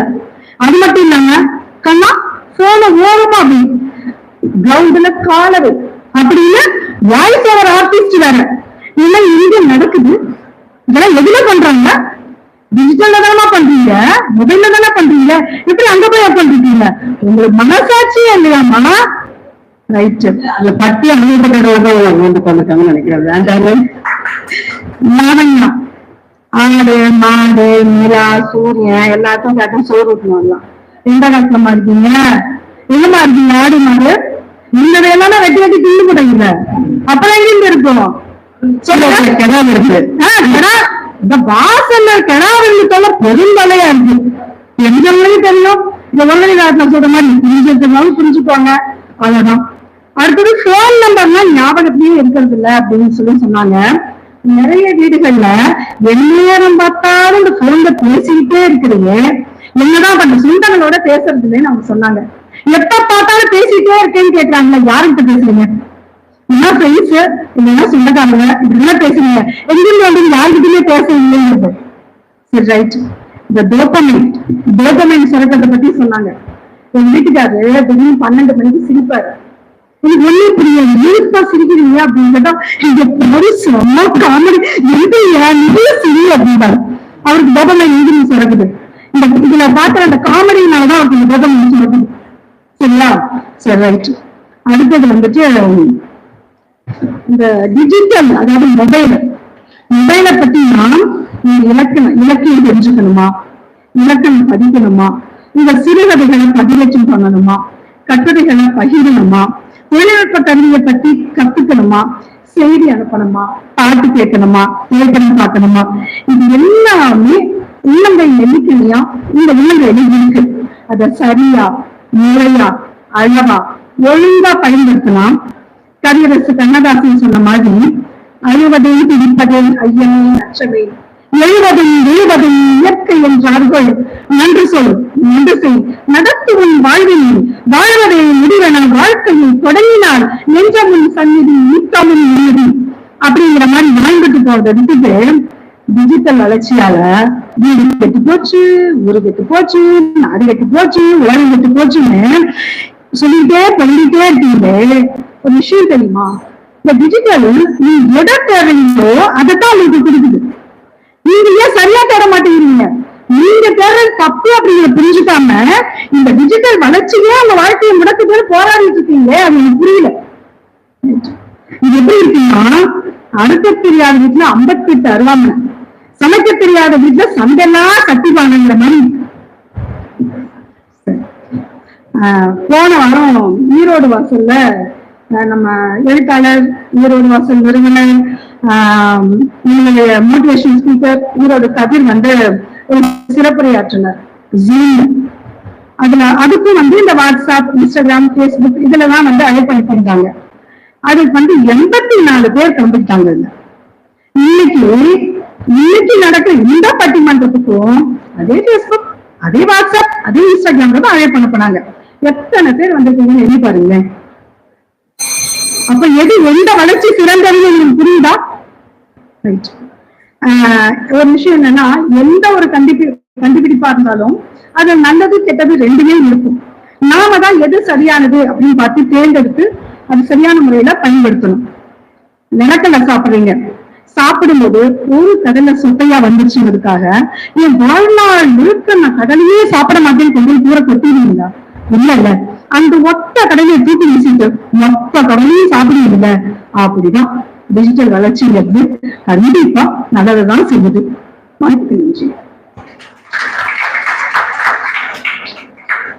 ஏன்பா இப்படி சேவையெல்லாம் வாங்க குடிக்கிறோம்னு சொல்றீங்களே, அது எங்க தப்பா?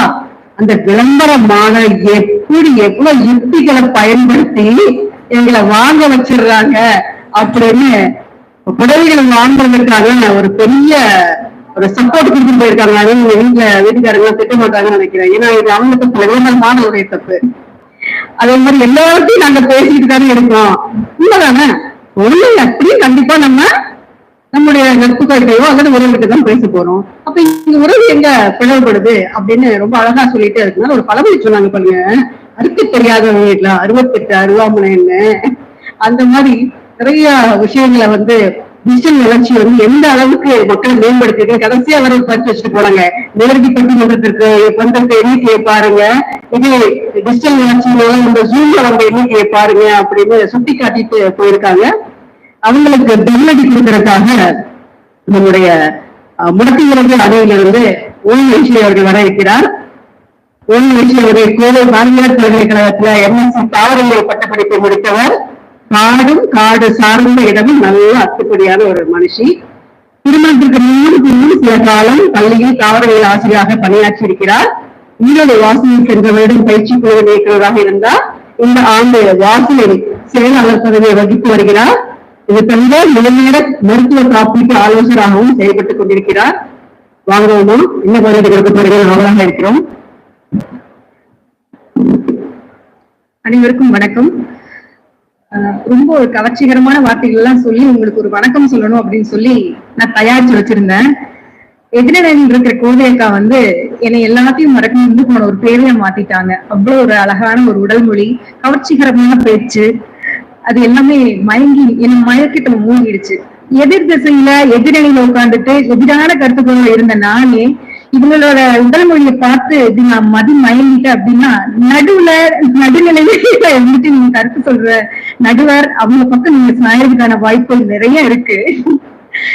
எதிரணியில இருக்கிறவங்க இந்த டிஜிட்டல் வளர்ச்சி அப்படிங்கிறது மனித வாழ்வுல ஒரு உடனுக்குடனே தரவுகளை கொடுக்கக்கூடிய ஒரு துல்லியத்தை கொடுக்குது, வேகமா கிடைக்குது, மெய்நிகரா கிடைக்குது, பிரம்மாண்டமா இருக்கு, நவீனமா இருக்கு அப்படின்னு சொல்லி அப்படியே ஒரு அந்த டிஜிட்டலோட நவீனத்துல அப்படியே மயங்கி திளைப்புல இருக்கிறாங்க.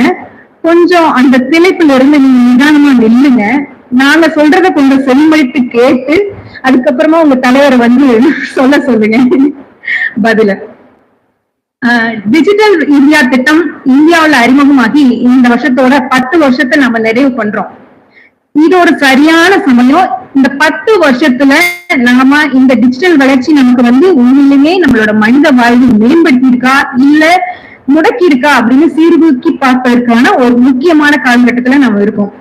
அப்படி நாங்க சீர்தூக்கி பார்க்கும்போது நீங்க சொல்ற மாதிரி நிறைய வளர்ச்சிகள் இருக்கு, அதை நாங்க மறுக்கவே இல்லை. இருக்கு, கண்டிப்பா இருக்கு. ஆனா அந்த வளர்ச்சி நீடித்ததா இல்ல, நீடித்ததாக இல்ல, சமமாக இல்ல அப்படின்னு நாங்க சொல்றோம். அதாவது நிலையான வளர்ச்சியாகவும் இல்ல, அது ஒரு தற்காலிக வளர்ச்சியாக மட்டும்தான் நாங்க பாக்குறோம் அப்படின்னு சொல்லி அதுல இருக்க குறைகள் எல்லாம் நம்மளுக்கு சுட்டி காட்டணும் அப்படின்னு நான் நினைக்கிறேன்.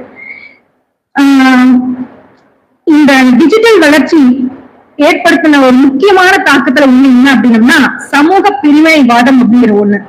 அது உங்களுக்கு மேலோட்டமா பார்க்கும்போது நம்ம எல்லாம் வளர்ந்தது மாதிரியும் ரொம்ப சிறப்பா இந்த டிஜிட்டல் வளர்ச்சி அனுபவிக்கிற மாதிரியும் தெரியுமே தவிர இந்த சமூக பிரிவினைவாதம் அப்படிங்கிறது நம்மள அறியாமையே மெதுவா நம்மளை ஆட்கொண்டு நம்மளை சிரிச்சுட்டு இருக்கு அப்படிங்கறத ரொம்ப கூர்ந்து கவனித்தால் மட்டுமே நம்ம தெரிஞ்சுக்க முடியும். நாங்கெல்லாம் நீங்க சொல்ற மாதிரி ஒரு கற்காலத்துல இருந்து, அதாவது நாங்க கூர்கற்களையும் அந்த வெட்டுக்கற்களையும் தான் பயன்படுத்துவோம். ஆயுத காலத்துக்கே அவ்வாறு எடுத்து விட்ட வர மாட்டோம். அதை தாண்டி விஞ்ஞான காலத்துக்கும் இந்த ஏஐ காலத்துக்கும் நாங்க தயாராக மாட்டோம்னு சொல்ல, அதையெல்லாம் நாங்களும் பயன்படுத்துறவங்க தான். அதோட பயன்பாடுகள் எல்லாத்தையும் புரிந்தவர்கள் தான். உங்களுக்கு நிகரா நாங்க இந்த வசதிகளை எல்லாத்தையும் பயன்படுத்திட்டு இதோட பின்விளைவுகள் என்ன அப்படிங்கறத யோசிச்சு பாக்குறோம். உங்களுக்கு பின்னாடி இந்த இணைய வசதிகள் எதுவுமே இல்லாம, மின் உபகரணங்களோட வசதி எதுவுமே இல்லாம பின்தங்கிய மக்கள் ஏராளமான கிராமங்கள் கோடிக்கணக்கில் இருக்காங்க. இன்னுமே இந்தியாவுல இந்த 10 வருஷம் நவீன வளர்ச்சிக்கு அப்புறமும் இருக்காங்க. அவங்களோட கம்பேர் பண்ணி பாருங்க. ஒரு பக்கம் இருக்கக்கூடிய மக்கள் அபரிமிதமான இந்த இணைய வளர்ச்சியை பயன்படுத்தி வளர்ந்துட்டே இருக்காங்க. அதாவது பணக்காரர்களோட எண்ணிக்கை அபரிமிதமான வளர்ச்சியை பார்த்துட்டு இருக்கு, வளர்ந்துட்டே இருக்காங்க, ஒரு பர்சன்டேஜ் அதிகமாயிட்டு இருக்கு. அதே சமயத்துல இந்த இணைய வசதி இல்லாத ஒரு கட்ட மக்கள் எந்த வசதி இப்ப வரைக்குமே கிடைக்காம பின்தங்கியே இருந்துட்டு இருக்காங்க. ஏழைகளோட சதவீதமும் அப்படியே அதிகமாயிட்டு இருக்கு. அப்போ ஒரு தட்டுல நீங்க கரிசோறு வச்சுட்டு இன்னொரு தட்டுல தட்டு இல்ல, வெறும் கொட்டாங்குச்சிக்கு கூட நாங்க கையெழுந்துட்டு நிக்கிறோம் அப்படிங்கும் போது மனுஷன் வாழ்க்கையில இப்படி ஒரு பாரபட்சத்தை, ஒரு பிரிவினை வாதத்தை வச்சுட்டு இது எப்படி இந்த டிஜிட்டல் வளர்ச்சிங்கிறது நிலையான வளர்ச்சி, சமமான வளர்ச்சி, நீடித்த வளர்ச்சின்னு சொல்ல முடியும்? நிச்சயமா இது ஒரு தற்காலிகமான வளர்ச்சிங்களான சொல்ல முடியும். இதுக்கு ஏதாவது உங்களால மதிப்பு சொல்ல முடியுமா? அடுத்ததாக இந்த டிஜிட்டல் வளர்ச்சி நமக்கு கொடுக்கக்கூடியது இப்பவுமே ஒரு போகாமைங்கிற ஒரு உணர்வு. என்னதான் நீங்க துல்லியமா கொடுங்க, அதுல ஒரு சாட்டிஸ்பேக்ஷனே வராது. கிரிக்கெட் எவ்வளவு கிளியரா நீங்க ஸ்கிரீன்ல காமிச்சாலும் அதை இறங்கி நம்ம விளையாடும் போது நமக்கு ஒரு சாட்டிஸ்பேக்ஷன். திடீர்னு இந்த கொரோனாக்கு அப்புறம் நம்ம ஈரோட்ல கிட்டத்தட்ட ஒரு 67 டர்ஃபுக்கு திடீர்னு அதிகமாச்சு. ஏன்னா பசங்க அந்த மொபைல்ல போன்ல இதெல்லாம் ஸ்கிரீன்ல பார்த்து கிரிக்கெட்ட நம்ம விளையாடணும்னு அப்படிங்கிற ஒரு ஆர்வத்துல. பட் அந்த டர்ஃப் எல்லாம் பாத்தீங்க அப்படின்னா இப்பவும் என்ன ஆகுது, பகல்ல காத்து வந்துட்டு இருக்கும், ராத்திரியில தான் எல்லாரும் விளையாடுறாங்க, மிட் நைட்ல தான் எல்லாரும் நிறைஞ்சு விளையாண்டுட்டு இருக்காங்க. இது ஏதோ ஒரு வளர்ச்சி, ஏதோ ஒண்ணுமே பண்ணாம இருக்கிறதுக்கு ஏதோ ஒரு உடலில் இயக்கத்தில் செயல்படுறாங்க அப்படின்னு சொன்னா கூட நம்மளோட லைஃப் ஸ்டைல், வாழ்க்கை முறை முழுமையா மாறிடுச்சு அப்படிங்கிறத கவனிக்கணும். நம்மளுடைய சர்காடியன் ரிதம், அதாவது நம்ம தூக்க நேரம், அதற்கான அந்த செயல்பாடுகள் எல்லாமே முழுசா உருப்படைந்திருக்கு அப்படிங்கிறத கண்டிப்பா கவனிக்கணும். இது ஒரு நேரம் தானே மாறுது. டிஜிட்டல் வளர்ச்சிக்கு இதுக்கு என்ன சம்பந்தம் கேக்குறீங்க? ஆமாங்க, சாயந்தரம் போய் விளையாடுறோம். சாயந்தரம் போய் விளையாடுறதுக்கு மிட் நைட் வரைக்கும் தொடருது. சாயந்தரம் கூட ஆரம்பிச்சிருங்க. கிட்டத்தட்ட ஒரு 9 மணிக்கு அப்புறமா தான் அந்த டர்ஃப்ல மக்கள் கூடவே ஆரம்பிக்கிறாங்க. ராத்திரி 12, 1, 2 நீங்க வெடிக்கால நேரம் போய் பார்த்தாலும் விளையாண்டு இருப்பாங்க. ஆனா வெடிஞ்சு பட்ட பக்கத்துல பாத்தீங்கன்னா 10 மணிக்கு தான் இருக்கும். சோ தூங்க வேண்டிய நேரத்துல தூங்கல அப்படிங்கும் போது நம்மளோட உடல்நலம் முக்கியமா பாதிக்கப்படுதுன்னு சொல்றேன். இன்னொன்னு, டர்ஃபை நீங்க யூஸ் பண்ணும்போது அதிகமா நீங்க லைட்டை யூஸ் பண்ணுவீங்க. அதாவது இயற்கை வளங்களை அபரிமிதமா நீங்க யூஸ் பண்ண ஆரம்பிக்கிறீங்க தேவையில்லாத காரணத்துக்காக. அது ஒண்ணு. தென் இந்த டிஜிட்டல் வளர்ச்சி அப்படிங்கிறது நமக்கு என்னதான் துல்லியமா கொடுத்தாலும் கூட அதுல ஒரு போதாமை இருந்துட்டே இருக்கு. அந்த போதாமையில இன்னொன்னு என்ன சொல்லுங்க, இந்த காமவெறி பிடித்தவங்களுக்கு இந்த போன் தளங்கள் பத்துறது கிடையாது. அவங்க நேரடியா களத்தில் இறங்கணும்னு நினைக்கிறாங்க. அது எவ்வளவு அபாயகரமானது அப்படிங்கிறத கொஞ்சம் வச்சு பாருங்க.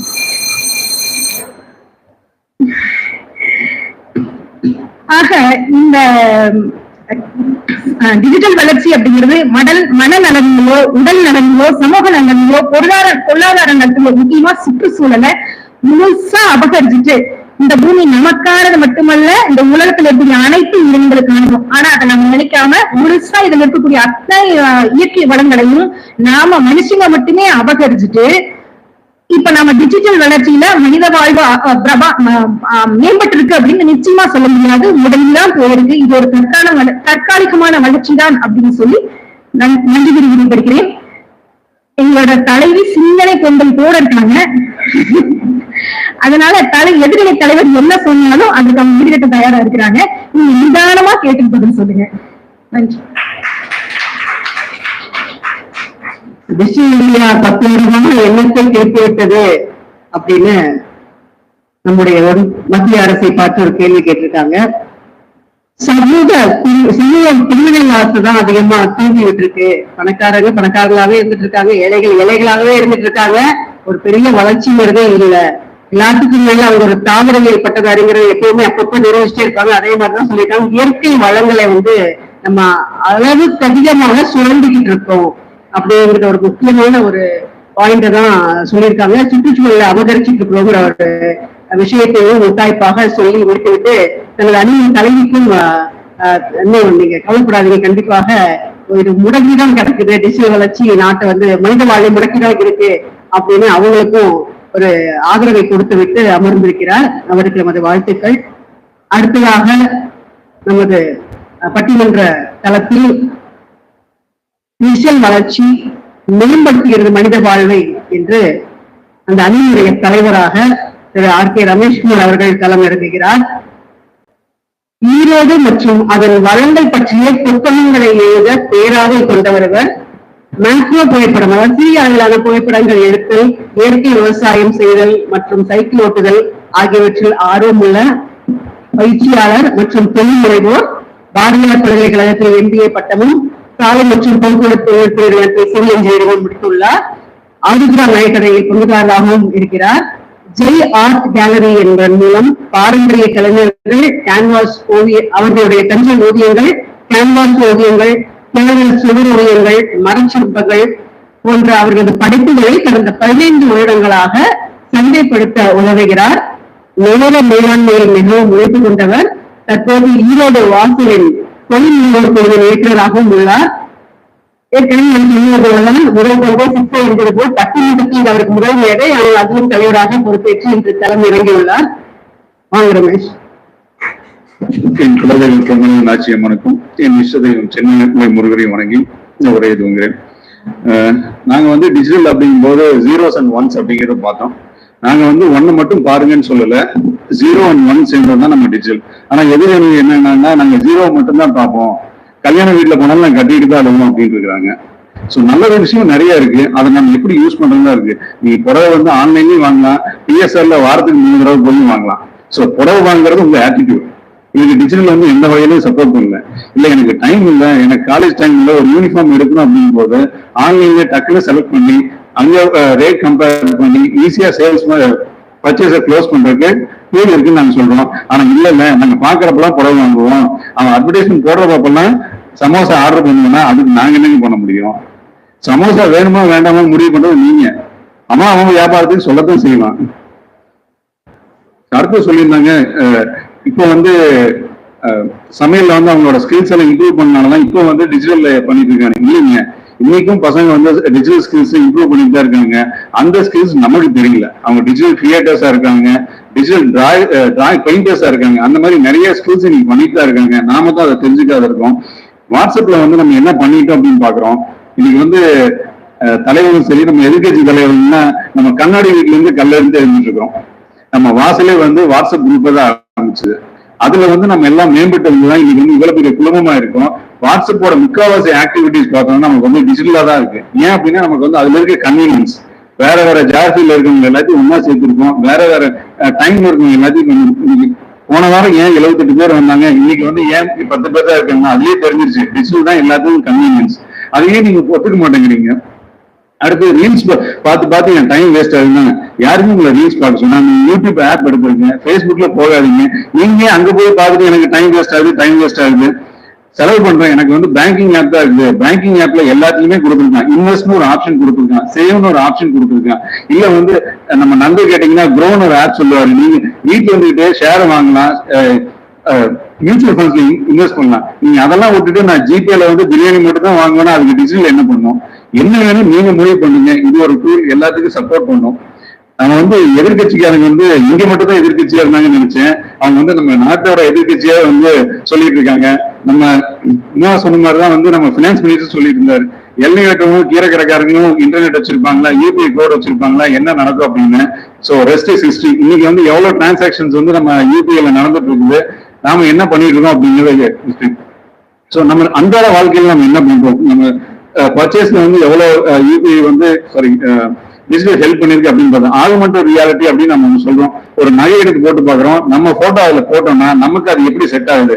இந்த சோஃபா நம்ம வீட்டுல எப்படி செட் ஆகுது, இந்த பெயிண்ட் கலர் நம்ம வீட்டுக்கு செட் ஆகுமா, இதெல்லாம் எங்கேயும் அளந்து இருந்தாத ஏசி ரூம்களுக்கு வந்து நம்ம பார்க்க முடியும். சோ இன்னைக்கு எல்லாம் நிறைய டிராவல் பண்றோம். டிக்கெட் எப்படி புக் பண்றோம்? ட்ரெயின்ல டிக்கெட் பண்றோம்னா ஐஆர்சிடிசி, பஸ்ஸுக்கு பண்ணா ரெட் பஸ்ல தேடுறோம், இல்லையா வந்து கூகுள்லயோ இல்ல ஸ்கை ஸ்கேனர்ல பார்த்து நம்ம டிக்கெட் புக் பண்றோம். இந்த கன்வீனியன்ஸ் நமக்கு முன்னாடி இருந்தா 4 சைட்ல வந்து ரேட்டை கம்பேர் பண்றோம். ஒரு ரூம் புக் பண்றதுக்கு இன்னைக்கு எந்த ஊருக்கு போறனாலும் நம்ம போறதுக்கு முன்னாடி ரூம் புக் பண்ணிட்டு தான் போறோம். சோ சமூக ஆர்வலர் சொன்னாங்க இன்னைக்கு வந்து டிஜிட்டல்னால நிறைய கார்பன் ஃபுட் பிரிண்ட் பண்ண மாதிரி இன்னைக்கு வந்து ஏனுவலி கிட்டத்தட்ட வந்து 4 லட்சம் மரம் வந்து ஐஆர்சிடிசி ட்ரெயின் டிக்கெட் வந்து டிஜிட்டலா பண்ணதுனால மட்டும் சேவ் ஆயிருக்கு. இந்த மாதிரி ஒவ்வொரு இடத்துலயும் ஒவ்வொரு ஆஃபீஸ்லயும் நம்ம எவ்வளவு பேப்பர் மிச்சம் பண்றோம்.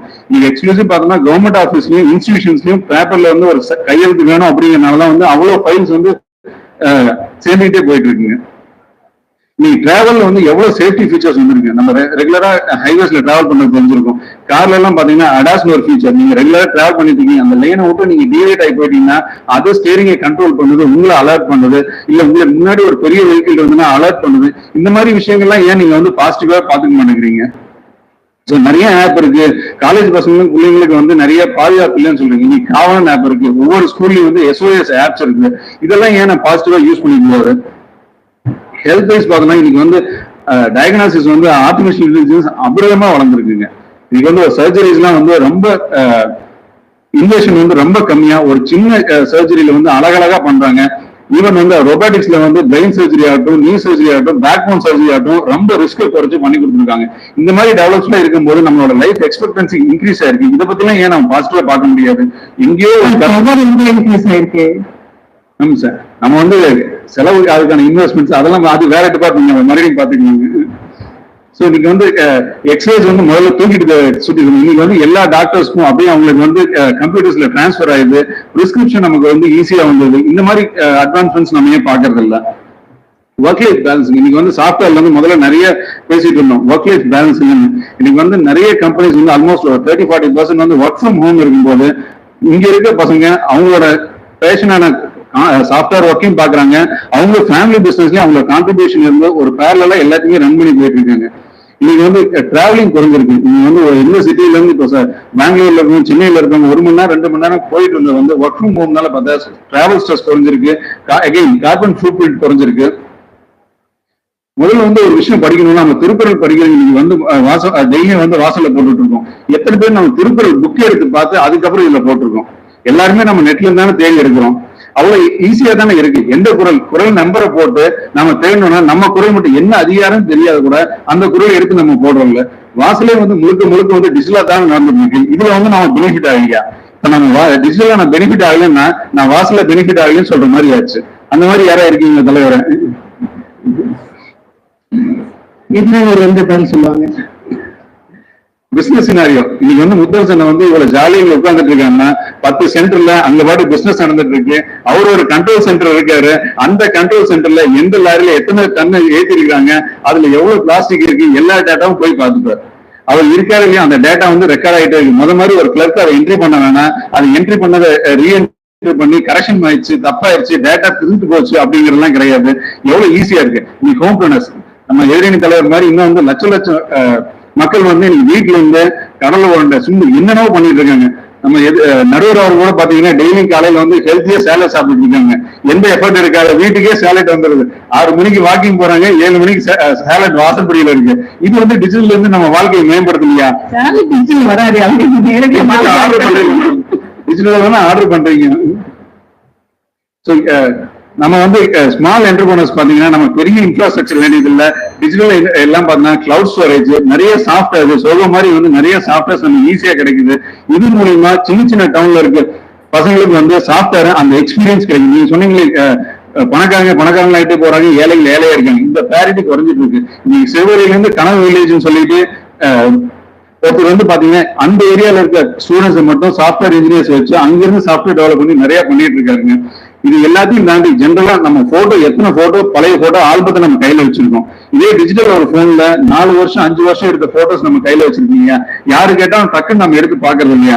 நம்ம ஹெல்த் மானிட்டருக்கு நம்ம வாசலுக்கு என்ன பண்ணிருக்கோம், ஒரு ஃபார்ம் ஃபில் பண்ணிருக்கோம். அதை எடுத்து நாம கையில வச்சிருக்க சொல்றோம். ஏன் வீட்டுல எங்க இருக்குன்னு தேடி எடுக்க முடியாது, போன்ல இருந்தா இப்படியே எடுத்து கொடுத்துடலாம் அப்படிங்கிறதுக்காக தான் நம்ம அதை பண்ணிருக்கோம். இதெல்லாம் தாண்டி வாசல் நம்ம அதிக லாங்குவேஜ் படங்களை பத்தி நம்ம பேசணும். அந்த லாங்குவேஜ் தெரிஞ்சுட்டா நம்ம அந்த படம் பாக்குறோம். ஓடிடி வந்து நம்ம டிஜிட்டல் ஒரு அட்வான்ஸ்மெண்ட் இல்லையா? இந்த மாதிரி எந்தெந்த லாங்குவேஜ், ஒரியா படம், போஜ்பூரி படம், இதை பத்தியும் நம்ம பேச இல்லையா? இந்த மாதிரி ஒவ்வொரு காலகட்டத்திலையும் ஒவ்வொரு இடத்துலயும் நம்மளோட வாழ்க்கை டிஜிட்டல்னால மேம்பட்டு இருக்குது அப்படிங்கிறத நான் வந்து ஸ்ட்ராங்கா சொல்லிக்கிறேன் நடுவர் அவர்களே. இதை வந்து நல்லது இருக்கு, அதெல்லாம் விட்டுட்டு வாங்க.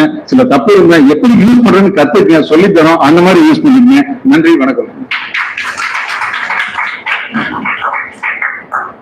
டிஜிட்டல் வளர்ச்சி வந்து கண்டிப்பாக மனித வாழ்வை மேம்படுத்தியதான் அப்படிங்கிற தலைப்புல அப்படியே ஒரு மடை திறந்த வெள்ளம் போல வரிசையா பாயிண்டா அடுக்கி விட்டு அமர்ந்திருக்கிறார் நமது அந்த அணியுடைய தலைவர் ரமேஷ்குமார் அவர்கள். கண்ணாடி வீட்டுல இருந்து நீங்க கல்லறிறீங்க, எங்க வாசலே நடந்துட்டு இருக்கிறது டிஜிட்டல்னாலதான். அதுல இருந்துட்டு நீங்க எப்படி வந்து டிஜிட்டல் வளர்ச்சி முடக்குதுன்னு சொல்லுவீங்க அப்படின்னு ஒரு அருமையான கேள்வியை கேட்டிருக்காரு. அப்புறம் எப்படி நீங்க வந்து ஜிபே பண்றதை மட்டுமே யோசிக்கிறீங்க, செலவழிக்கிறது மட்டுமே. இன்வெஸ்ட் பண்ணலாம், ப்ரோ ஆப் இருக்கு, ஸ்டாக் மார்க்கெட் ஆப் இருக்கு, எத்தனையோ விஷயங்கள் இருக்கு. அதெல்லாம் போய் இன்வெஸ்ட்மெண்ட் பண்றதை பார்க்காம நீங்க சேல மாடலை பார்த்து சாரி வாங்கிட்டு இருக்கீங்க அப்படின்னு சொல்லியிருக்காரு. எல்லாத்துக்கும் நல்ல இந்த டிஜிட்டல் தொழில்நுட்ப வளர்ச்சியினால இந்த மரங்களை நம்ம பாதுகாத்திருக்கோம். ஏன்னா பேப்பர் பிரிண்ட் அவுட் எடுக்கிறது வந்து குறைஞ்சு போயிடுச்சு அப்படின்னு இப்ப நிறைய இடங்கள்ல திருமண அழைப்புகளே எல்லாரும் வாட்ஸ்அப்ல தான் அனுப்புறாங்க. இல்ல நம்மளே என்ன சொல்றோம், பரவாயில்ல இருக்கா, எங்க வரைக்கும் அலைய வேண்டாம், வாட்ஸ்அப்ல அனுப்பிச்சுங்க அப்படின்னு நம்மளே பெரிய மனசா சொல்லிடுறோம். வீட்டுக்கு வந்து அழைக்கலன்னு ஒரு தனியா பஞ்சாயத்து போனதுதான் விஷயம். ஆனா இந்த அளவுக்கு நம்ம நிறைய இடங்கள்ல வந்துட்டோம்.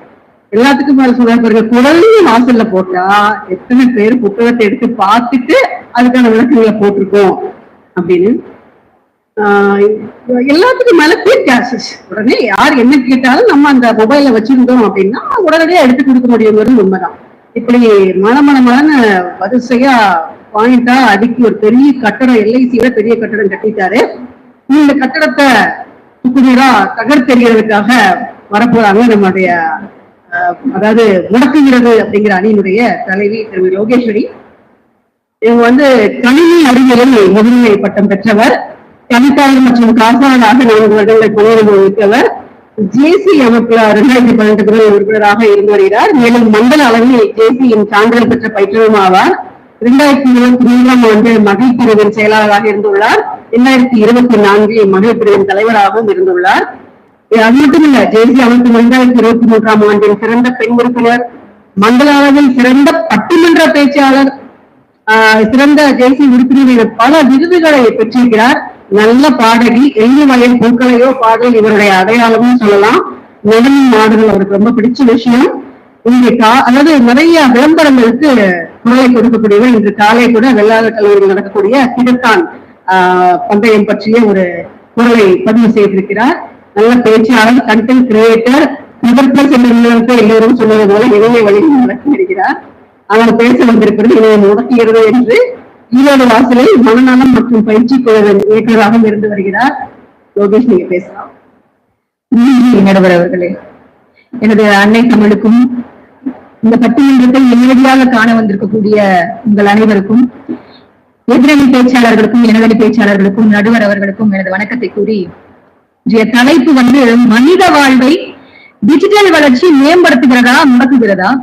டிஜிட்டல் வளர்ச்சி எப்படியெல்லாம் வளர்ந்துருக்குங்கிறத எல்லாருமே சொல்லிட்டாங்க. ஆனா அது மனுஷ வாழ்க்கையை என்ன பண்ணுது அப்படிங்கறத சொல்லல. எப்படி எல்லாம் உதவுதுன்னு சொன்னாங்க. அந்த வாழ்க்கைய மனுஷனை வந்து அதோட வாழ்க்கையை என்னவா மாத்துது, என்ன பண்ணிட்டு இருக்குங்கிறத யாரும் சொல்ல மறந்துட்டாங்களோ அப்படின்னு எனக்கு வருது. ஒரு நார்மலா ஒரு மனுஷனுக்கு அப்ப அதான் சொல்லுவாங்க, நீங்க நல்லா உழைக்கணும், நல்லா சாப்பிடணும், அப்புறம் என்னங்க நல்லா தூங்கணும். இந்த ஃபர்ஸ்ட் அடி எங்க உழுதுன்னா தூக்கத்தை முடிச்சிருந்துங்க. தூக்கம் போச்சு. ஏன்னா நம்ம வாசல் உறுப்பினர்கள் கூட 12-1 மணி வரைக்கும் வாசல்ல எதையாவது கொஞ்சம் ஷேர் பண்ணிட்டு இருக்காங்க. நான் ஒரே ஒரு நாள் விழிப்பிருந்தப்போ நான் அதை கவனிச்சேன். ஆஹா, இவ்வளவு நேரம் எல்லாம் தூங்காம தான் இருக்கிறாங்களா, நம்ம மட்டும் தான் நினைச்சிட்டு இன்னைக்கு அப்படின்னு பார்த்தா மொத்த ஊருமே தூங்குறது இல்ல. அப்ப தூக்கத்தை முதல்ல என்ன பண்ணியாச்சு, க்ளோஸ் பண்ணியாச்சு. தூக்கம் போச்சுன்னா மனுஷனுடைய ஆற்றல் குறையுது. அதாவது என்ன ஆகுவேன் அப்படின்னா சோர்வாயிருவேன். அடுத்த நாள் காலையில போய் உட்காந்து ஆபீஸ்ல நம்ம என்ன பண்ணுவோம், தூங்குவோம். அப்ப எப்படி வளர்ச்சி அடைறோம்னு பாத்தீங்களா? அப்ப நமக்கு ஒரு முதலாளி உட்காந்து அங்க சம்பளம் கொடுப்பாருங்க, அவருடைய நிலைமை என்ன ஆகுது? அப்ப வளர்ச்சி எங்கெங்கெல்லாம் அடிபடுது? என்னோட தூக்கம், அதை ஒவ்வொரு மனுஷனுடைய தூக்கமும் அடிபடுறதுனால அவர்கள் வேலை செய்யக்கூடிய இடத்துல வேலையில் என்ன ஆகுது அப்படின்னா தடைபடுது. வேலை தடைபடுறதுனால அங்க ஒரு ஓனர் பாதிக்கப்படுறாரு. அந்த மாதிரி எத்தனையோ ஓனர்கள் பாதிக்கப்பட்டு ஏதோ ஒரு பெரிய வீழ்ச்சியை கொடுக்க காத்துக்கிட்டு இருக்கு அப்படின்னு சொல்றாங்க. ரெண்டாவது, சாப்பாடு அப்படிங்கிற விஷயம் வரும்போது நமக்கு எப்பயுமே, நான் காலையில சாப்பிட்டாச்சு, பிரேக்ஃபாஸ்ட் முடிஞ்சுது, ஆனா நான் என்ன பண்றேன், ரீல்ஸ். நீங்க ஏங்க ரீல்ஸ பாக்குறீங்க? இங்க வேற எல்லாரும் அதான் கேக்குறாங்க, நீங்க ஏங்க ரீல்ஸ்? ஏன்னா போன் அடிக்ஷன் ஆயிடுச்சுங்க. சாப்பிடும்போது இந்த கை இருக்குல்லங்க, அது சைட்ல போகுது, அது போனதுக்கு அப்புறம் இப்படி வச்சுட்டு இப்படின்னு தள்ள சொல்லுது. இந்த வியாதி இங்க நிறைய பேருக்கு இருக்கலாம், ஆனா வெளியே சொல்லலாம். அது ஒரு வியாதி. இது நிறைய பேருக்கு இருக்குங்க, ஆனா வெளியே சொல்றதுக்கு தயங்குவாங்க. ஏன்னா நம்ம எப்படி ஒத்துக்கிறது, நம்ம எப்பவுமே தவறுகளை ஒத்துக்கிறது இல்லை இல்லையா, அதனால நம்ம சொல்ல மாட்டோம். அது ஒரு பழக்கம். சரி, இங்கதான் அப்படின்னா மோஷன் போகும்போது கூட மோஷன் பிக்சர்ஸ் தேவைப்படுது. அங்கேயே சில பேர் பண்ணிட்டுதான் இருக்காங்க, ஏன்னா அங்கேயும் ஒரு கம்பெனியன் தேவைப்படுது. நிம்மதியா அதையும் செய்யறது இல்ல. அப்ப வந்து தூக்கம் போச்சு. சாப்பாட்டுல என்ன பிரச்சனைன்னா, இந்த ரீல்ஸ் பார்க்கும்போது நான் காலையில சாப்பிட்டேன், அவங்க வேற விதவிதமாங்க அப்படியே அந்த தோசைக்கல்ல அப்படியே மாவை ஊத்தி மேல அதெல்லாம் அது பார்க்கும்போது வாயில ஒரு மாதிரி நமக்கு கிரேவிங்ஸ் வர ஆரம்பிச்சிருச்சு. உடனே என்ன பண்ணலாம்னா, நமக்கு தான் உடனே ஆப் இருக்குல்ல, எங்க அண்ணா சொன்ன மாதிரி எத்தனை ஆப்புங்க. ஆப்போடு வாழ்வாரே வாழ்வார், மற்றவரெல்லாம் தன் வாழ்க்கையை வாழாதவர் அப்படிங்கிறாரு.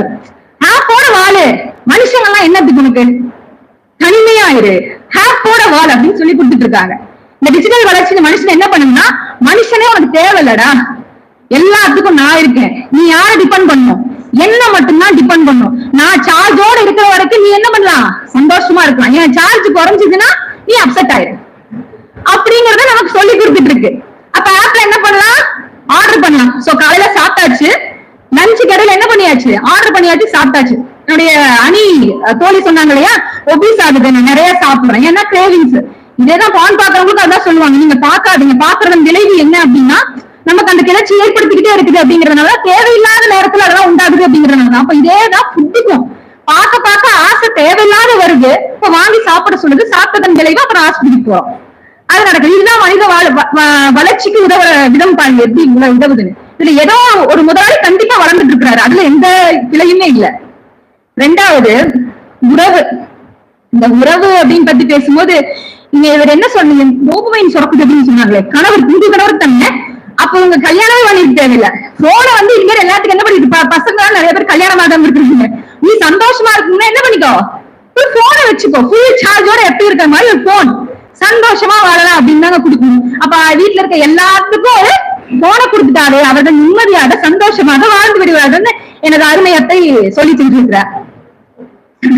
இப்ப இந்த போனை பாக்குறதன் விளைவா என்ன ஆகுது அப்படின்னா, என் கணவர்கிட்ட நான் பேசலாம்னு போறேன், அந்த மனுஷன் என்ன பண்றாரு, போனையே பாக்குறாரு. இல்ல பாக்கல, இவங்க சொல்றாங்களே ரொம்ப நேரம் போன்ல யார்கிட்ட பேசுறேன், புலம்புறேங்க ஃப்ரெண்ட் கிட்ட போன் பண்ணி, நீங்க ஃப்ரெண்ட் கிட்ட உறவுகிட்ட பேசுறீங்க, ரொம்ப நேரம் பேசுறீங்க, அங்க பேசுறது இல்ல, அங்க புலம்புறாங்க நிறைய பேரு.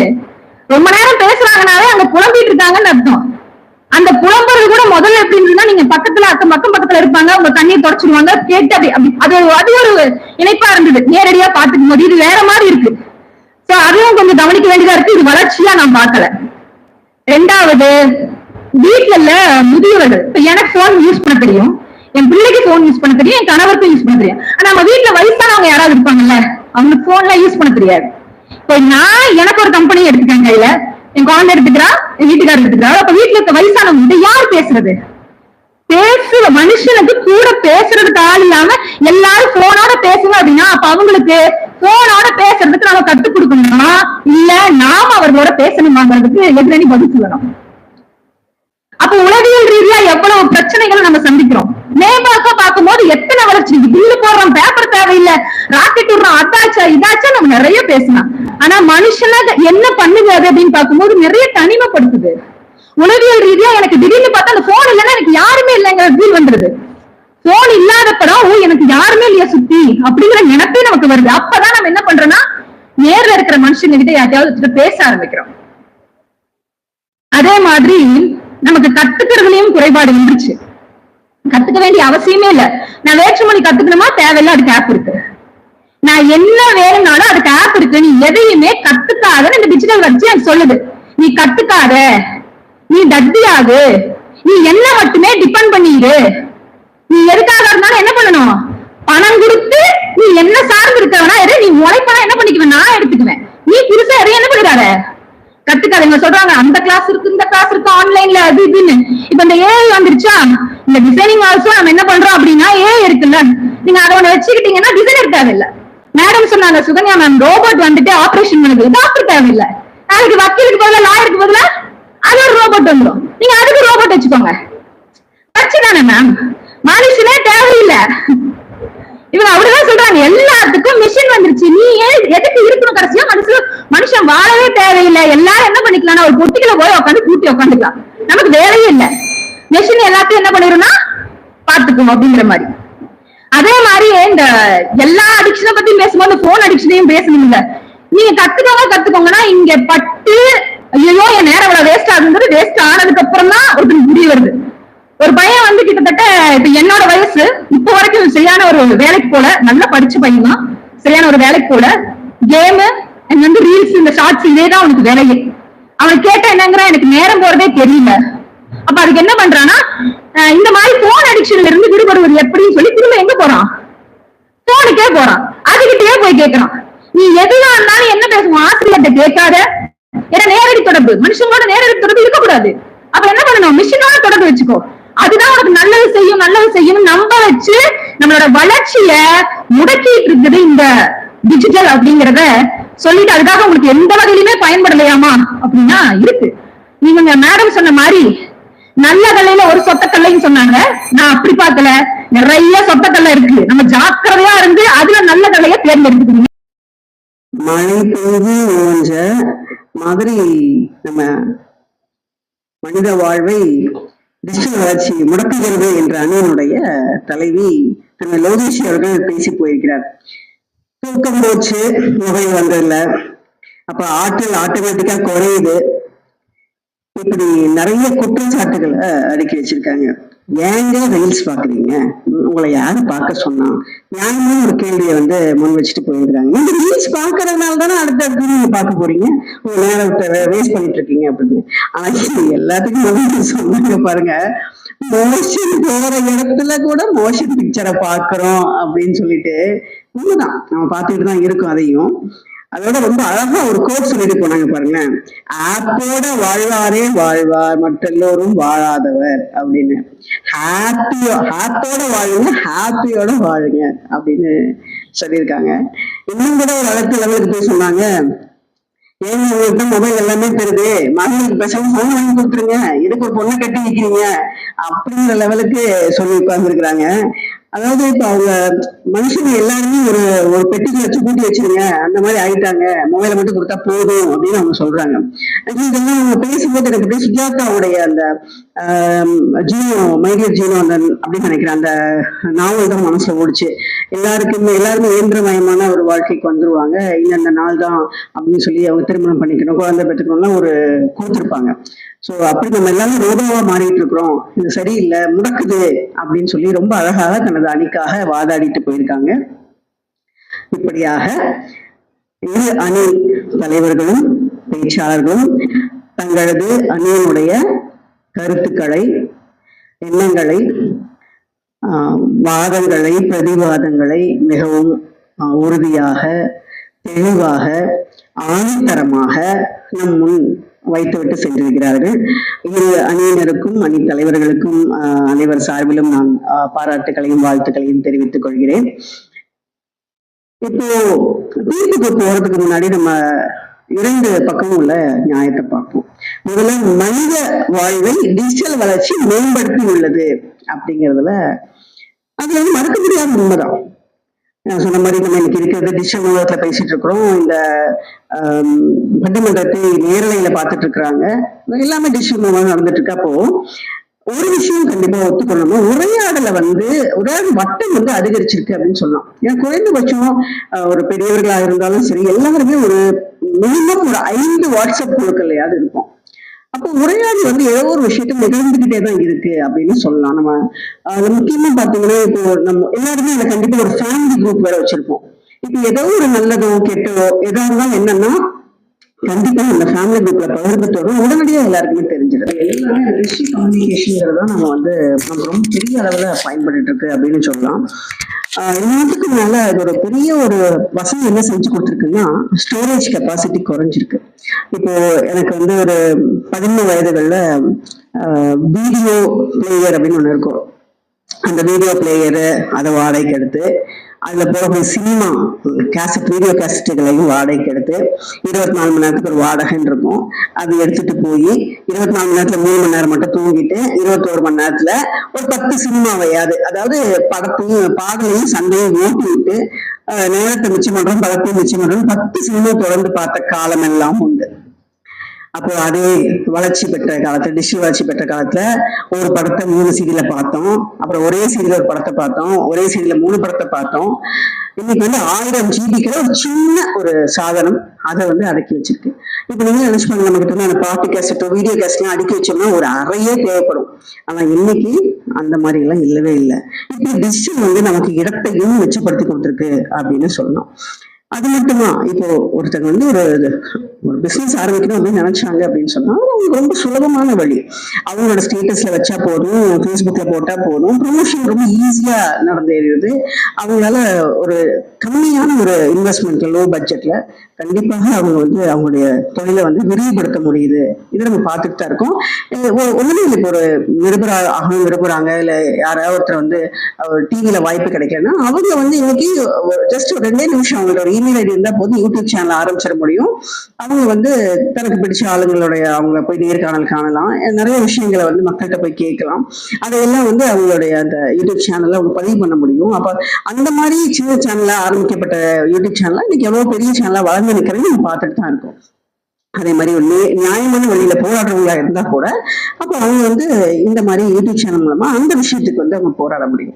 இப்படி இன்னைக்கு இல்ல நான் முகத்தை காட்ட விரும்பல, என்னோட பேச்சு போய் சேர்ந்தா போதும்னா பாட்காஸ்ட் தளங்கள் இருக்குது.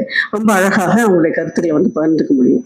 அப்ப டிஜிட்டல் மீடியாத்தை இன்னைக்கு நம்முடைய பேச்சாற்றலையும் வளர்க்கறதுக்கு ரொம்ப பெரிய அளவுல உதவியா இருக்கு அப்படின்னு சொல்லலாம். முன்னா ஒரு 20 வருஷம் முன்னாடி பாத்தீங்கன்னா, நான் நடந்து போகணும்னா வாக்கிங் முதல்ல என்னோட ஸ்கூட்டி எடுத்துட்டு போயிட்டு எந்த இடம் வரைக்கும் நடக்கணுமோ அந்த இடம் வரைக்கும் நான் போய் அதை அளந்து பார்த்துட்டு எத்தனை கிலோமீட்டர்னு பார்த்துட்டு நான் அப்படி நடந்துட்டு இருப்பேன். இன்னைக்கு அப்படியே தேவையில்லை, நமக்கு மொபைல் கூட போதும். நம்ம எவ்வளவு தூரம் நடக்கிறோமோ அதை ட்ராக் பண்ணிடுது, நமக்கு தெரிஞ்சு போயிடுது. இப்படி எவ்வளவோ வயசு நம்ம சொல்லிட்டே போகலாம். அதே மாதிரிதான் நம்ம ஓடிடி தளம் அது பெரிய அளவுல சினிமாக்களை நம்ம கிட்ட வீட்டுக்கே கொண்டு சேர்த்திருக்கு அப்படின்னு சொல்லலாம். ஸோ இந்த மாதிரி டிஜிட்டல் வளர்ச்சி கண்டிப்பாக மக்களுடைய வாழ்வை மேம்படுத்துது அப்படிங்கிறது எந்த விதமான சந்தேகமும் இல்லை. அதே மாதிரி இப்ப டிஜிட்டல் வாழ்வு மக்களுடைய மனித வாழ்வை முடக்குதான் அப்படின்னு கேட்டீங்கன்னா கண்டிப்பா உண்மைதான். ஆமா, முடக்குதுதான், அது எந்த சந்தேகமே இல்லை. ஏன் அப்படின்னு பாத்தீங்கன்னா கண்டிப்பாக இடைவெளிகளை அதிகப்படுத்துது அப்படின்னு சொல்லலாம். ஏன்னா இப்போ பாத்தீங்கன்னா பசங்க இன்னைக்கு காலத்துல இளைஞர்களே, நீங்க வாடா வாடான்னு போய் கதவை தட்டி கூப்பிட்டாலும் வரமாட்டான். நீ ஒரு மெசேஜ் போடுங்க சாப்பாடு எடுத்து உடனே வந்துருவான்.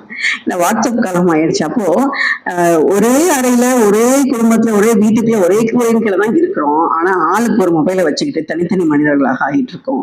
அப்படிங்கும் போது இடைவெளிகள் ஜாஸ்தியாயிட்டே இருக்கு. இது ஒரு சாதாரண ஒரு ஜோக்கா சொல்லணும்னு நினைச்சா கூட சொல்லுவாங்க. 2 மனிதர்கள் சந்திச்சுக்கிறாங்க. அப்ப அந்த ஒருத்தர் சொல்றீங்க உங்க எங்கேயும் பார்த்துருக்கீங்க அப்படிங்கிறது அப்படியா அப்படின்னு கேட்கிறேன். ஆமாங்க, நீங்க ஃபேஸ்புக்ல தான் இருக்கீங்க அப்படின்னு கேட்பாரு. அவர் இல்ல அப்படிம்பாரு. அப்ப ட்விட்டர்ல தான் இருக்கீங்க அப்படின்னு இல்ல அப்படின்னா, அப்ப வாட்ஸ்அப் குரூப்ல இருக்குமோ நம்ம அப்படின்னு கேட்பாரு. இல்ல நீங்க பார்த்துருக்கீங்க எங்கேயோ அப்படிம்பாரு. அவர் அப்படி ரொம்ப மெதுவா சொல்லுவாரு, ஆமாங்க நம்ம பக்கத்து வீட்டுக்காரர் அப்படின்னு. இதை நீங்க கேள்வியா கேட்கலாம், என்னங்க பக்கத்து வீட்டுக்காரங்களோ தெரியாம நம்ம இருக்கோம்னு. இல்ல, இன்னைக்கு அடுக்குமாடி குடியிருப்புகள் அதிகமாகிட்ட ஒரு காலம். அப்ப நம்ம ஒரே லைன்ல இருக்கக்கூடிய அத்தனை வீட்டுக்காரங்களை பத்தி தெரிஞ்சு வச்சிருக்கோமானா இல்ல அப்படிங்கிறது. இந்த மாதிரி இடைவெளிகள்லாம் ஜாஸ்தி ஆயிடுச்சு அப்படிங்கறத நம்ம சொல்ல முடியும். அதே மாதிரி பாத்தீங்கன்னா உளவியல் சிக்கல்கள் அதிகமாயிட்டு இருக்கு, நம்ம பார்த்துக்கிட்டே இருக்கோம். அது செல்ஃபி மோகம் தலைவிரித்து ஆடிட்டு இருக்கு. நம்ம இப்ப இருக்கக்கூடிய இளைய தலைமுறை கிட்ட ஒரு ட்ரெயின் ஓடிட்டு இருக்குன்னா அதுல இருந்து எடுக்கணும்னு நினைக்கிறான், இல்ல மலை மேல ஏறிட்டு அங்கிருந்து எடுக்கணும்னு நினைக்கிறான். உயிரை பணம் வச்சு அந்த ஒரு லைக்ஸுக்காக செல்ஃபி எடுக்கணும்னு நினைக்கிறாங்க. இதை பைத்தியக்காரத்துடைய உச்சக்கட்டம் அப்படின்னு சொல்ல முடியும். பைத்தியக்காரத்தனத்தினுடைய உச்சக்கட்டம் அவ்வளவுதான் சொல்ல முடியும். இந்த பைத்தியக்காரத்தனத்துடைய உச்சக்கட்டம் சொல்லும் போது இன்னொரு விஷயம் ஞாபகம் வருது. சமீபத்தில் கும்பமேளா நடந்துச்சு. அதுல நீங்க எல்லாம் கண்டிப்பா சோசியல் மீடியாஸ்ல பார்த்திருப்பீங்க. அநியாயத்துக்கு ஒரு போட்டோ வர முடியாதவங்க போட்டோ எடுத்து அனுப்புங்க, அதை நான் தண்ணிக்குள்ள முக்கி தரேன், அதுக்கு இத்தனை கட்டணம்னு சொல்லி ஒரு ஆள் சொல்லிட்டு இருக்காரு. அதையும் ஆமான்னு நம்ம ஆளுங்க நிறைய பேர் அனுப்பிச்சு அந்த அவங்க கட்டணம் செலுத்திட்டு இருக்காங்க. டிஜிட்டல் மீடியா மூலமா எவ்வளவு ஏமாற்றுகள் நடந்துட்டு இருக்கு. நிறைய வியாபாரங்கள்ல அந்த எவ்வளவு நம்ம பார்த்துட்டே இருக்கோம். ஏமாற்று வியாபாரங்கள் அதிகமாயிடுச்சு டிஜிட்டல் மீடியா காரணமா அப்படின்னு சொல்ல முடியும். சைபர் கிரைம் இன்னைக்கு வந்து அங்கிங்க நாடுபடி எல்லா பக்கமும் பரவி கிடக்கு அப்படின்னு நம்ம சொல்லலாம். இது எல்லாத்துக்கும் மேல பாத்தீங்கன்னா ஹெல்த் கேர். இப்ப நமக்கு ஏதோ ஒரு உடம்பு சரியில்லை தலைவலின்னு வச்சுக்கோங்க, உடனே நம்ம என்ன பண்றோம்னா அதுக்கு என்ன ஏதுன்னு டாக்டர் நம்புறதுல இப்ப நம்ம அப்போ உடனே கூகுள்ல போய் அந்த மாத்திரை கொடுத்துருந்தாருன்னா அது என்ன ஏதுன்னு சர்ச் பண்றோம். அப்புறம் எதனால அது வருதுன்னு சிம்டம்ஸ் பாக்குறோம். கடைசியில் அது வந்து பிரெயின் டிவி வரைக்கும் கொண்டே நிற்கும். அப்ப நம்மளே மனசு நினைச்சுக்கிட்டு பயந்துகிட்டே இருப்போம். அப்ப இந்த மாதிரி இந்த டிஜிட்டல் மீடியா வந்து மனித வாழ்வு வந்து முடக்குது அப்படிங்கிறதும் ஒரு சைட்ல இருந்துட்டு தான் இருக்கு. ஆனா அதே நேரத்திலே டிஜிட்டல் வைரஸின் காரணமாக, அதாவது கூகுள் என்ன சொல்றாங்கன்னா ஒரு வருடத்திற்கு 13 கோடி புத்தகங்கள் அச்சிடப்படுகின்றனவா. அப்ப இந்த அளவுக்கு மக்கள் படிக்கிறாங்க, வளர்ந்துட்டு இருக்கு, டிஜிட்டல் மீடியா வளர்ந்துருக்கு அப்படின்னு சொல்லலாம். இப்போ என்ன சொல்றாங்கன்னா இந்த மாதிரி அறிவியல் வளர்ச்சி டிஜிட்டல் வளர்ச்சி காரணமாக எல்லாம் வந்து வேலை வாய்ப்புகள் ரொம்ப குறைஞ்சு போயிடுச்சு அப்படின்னு சொல்றாங்க. கண்டிப்பா இல்ல. ஏன்னா ஒரு புறம் வந்து குறைஞ்சிட்டு இருக்குன்னா இன்னொரு பக்கம் வந்து புது புது வேலைகள் வந்து வந்துகிட்டு இருக்குன்னு சொல்லலாம். வேலை வாய்ப்புகள் உருவாகிட்டு இருக்கு. உதாரணத்துக்கு இந்த புத்தகங்கிறது முதல்ல கிடையாது, ஆனா இன்னைக்கு நிறைய இருக்கு. அப்ப நிறைய பேருக்கு அதுக்கான வாய்ப்புகள் வந்துட்டு இருக்கு. அது வந்து கண்டென்ட் ரைட்டிங் அப்படின்னு இருக்கு. இன்னும் ஆன்லைன் டியூஷன் எத்தனை பேர் யோசிப்பாங்க. வெளிநாட்டில் இருக்கக்கூடிய மக்கள் இல்ல இங்க உள்நாட்டில் இருக்கிறவங்க வேலைக்கு போறவங்க இருக்காங்கன்னா அவங்க குழந்தைங்களுக்கு எங்கேயோ விட்டு கூட்டிட்டு வர முடியல அப்படிங்கும்போது ஆன்லைன் டியூஷன் வந்து அவங்களுக்கு ரொம்ப உதவிகரமா இருக்கு. அதே மாதிரி அந்த கல்வி சார்ந்த நபருக்கும் நம்ம வீட்டுல இருந்தே ஒரு வருமானத்தை ஈட்டக்கூடிய ஒரு வாய்ப்பு அவங்களுக்கு இருந்துட்டு இருக்கு அப்படிங்கறத நம்ம பார்க்க முடியும். திறனை வந்து கண்டிப்பா வளர்த்துட்டு இருக்கு. நல்லா இன்னும் மேலும் மெருகூட்டுது, செம்மைப்படுத்துதுன்னு சொல்லலாம். வாடிக்கையாளர் சேவை மையங்களுடைய சேவை வந்து இதன் காரணமாக அதிகரிச்சுக்குன்னு சொல்லலாம். பாத்தீங்கன்னா ரொபாட்டிக் ப்ராசஸ் ஆட்டோமேஷன் சொல்லுவாங்க.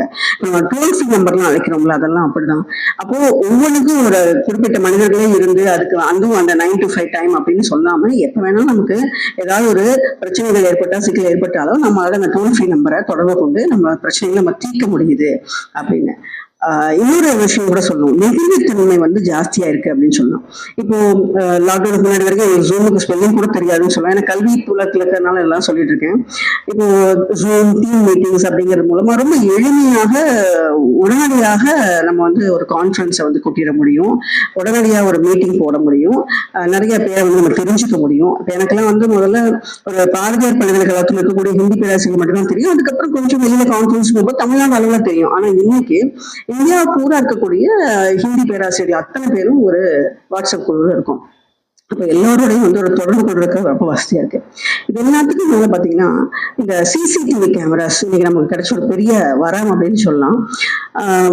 எனக்கு தெரியும் அம்மா வந்து கொஞ்சம் படுத்து படுக்கையா இருந்தாங்க. அந்த மாதிரி ஒரு 15 வருஷத்துக்கு முன்னாடி என்ன பாத்தீங்கன்னா நான் வந்து போன்ல வந்து என்னோட என்ன வந்து டயல் பண்ணிட்டு இந்த டயல் பட்டனை மட்டும் ரீடயல் பட்டனை மட்டும் அமுக்குங்கன்னு சொல்லிட்டு நான் கல்லூரிக்கு போயிருவேன். அப்போ என்ன ஆகுமோ என்ன எப்படி இருக்காங்களோன்னு சொல்லிட்டு வீட்டுக்கு வந்து பாக்குற வரைக்கும் இருக்கும். ஆனா இன்னைக்கு இந்த சிசிடிவி கேமராவை நம்ம மொபைல்லயே வச்சு அவங்க என்ன செய்யறாங்க ஏது ஒன்றும் பிரச்சனை இல்லை எல்லாம் பார்த்துக்கணும். குழந்தைகள் எப்படி இருக்காங்க என்ன நிறைய விஷயங்கள் நம்ம எனக்கு தெரிஞ்சுக்க முடியுது. இன்னும் ஒரு விஷயம் உங்களுக்கு நான் சொல்றேன் பாருங்க, ஒரு அழகான ஒரு விஷயம். என்னோட முதல்ல கூட பணி புரிஞ்சவங்க அவங்க வந்து இப்போ ரிட்டையர் ஆயிட்டாங்க. அவங்களோட பொண்ணு வந்து அமெரிக்கால இருக்கா.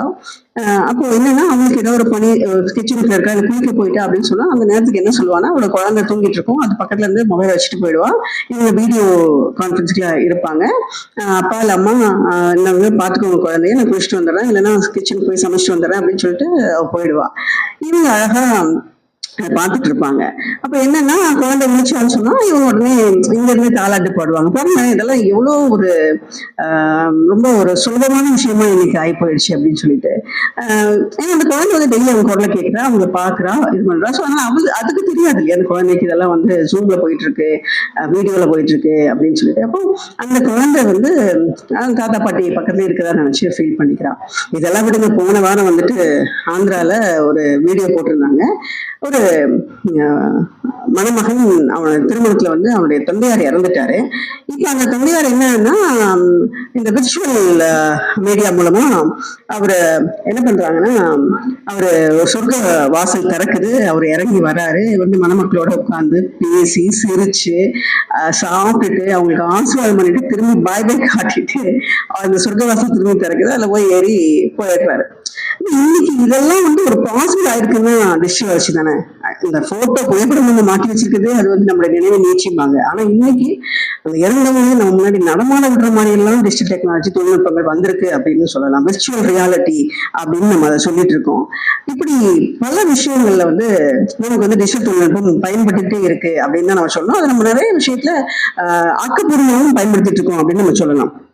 அடுத்தது பாத்தீங்கன்னா, இன்னைக்கு இருக்கிற தலைமுறை அந்த டிஜிட்டல் இந்தியா அப்படின்னு சொல்லிட்டு நம்ம நாட்டில் வந்து அறிமுகப்படுத்தியிருக்காங்க. ஒரு 10-15 வருஷம் ஆச்சு. அது கிட்டத்தட்ட பாத்தீங்கன்னா அந்த தளத்துல பாத்தீங்கன்னா 20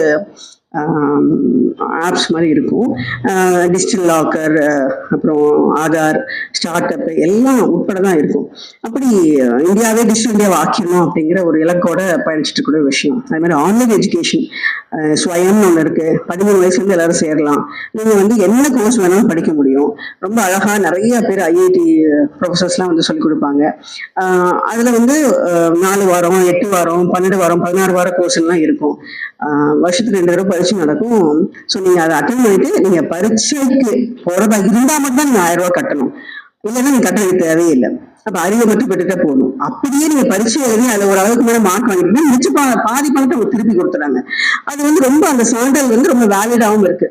அப்படி இன்னைக்கு வந்து ஆன்லைன், அதாவது எதிர்காலமே வந்து விர்ச்சுவல் எஜுகேஷன் மாறிடுமோ அப்படிங்கிற மாதிரி டிஜிட்டலுடைய வளர்ச்சி அமோகமா இருந்துட்டு இருக்கு அப்படின்னு சொல்லலாம்.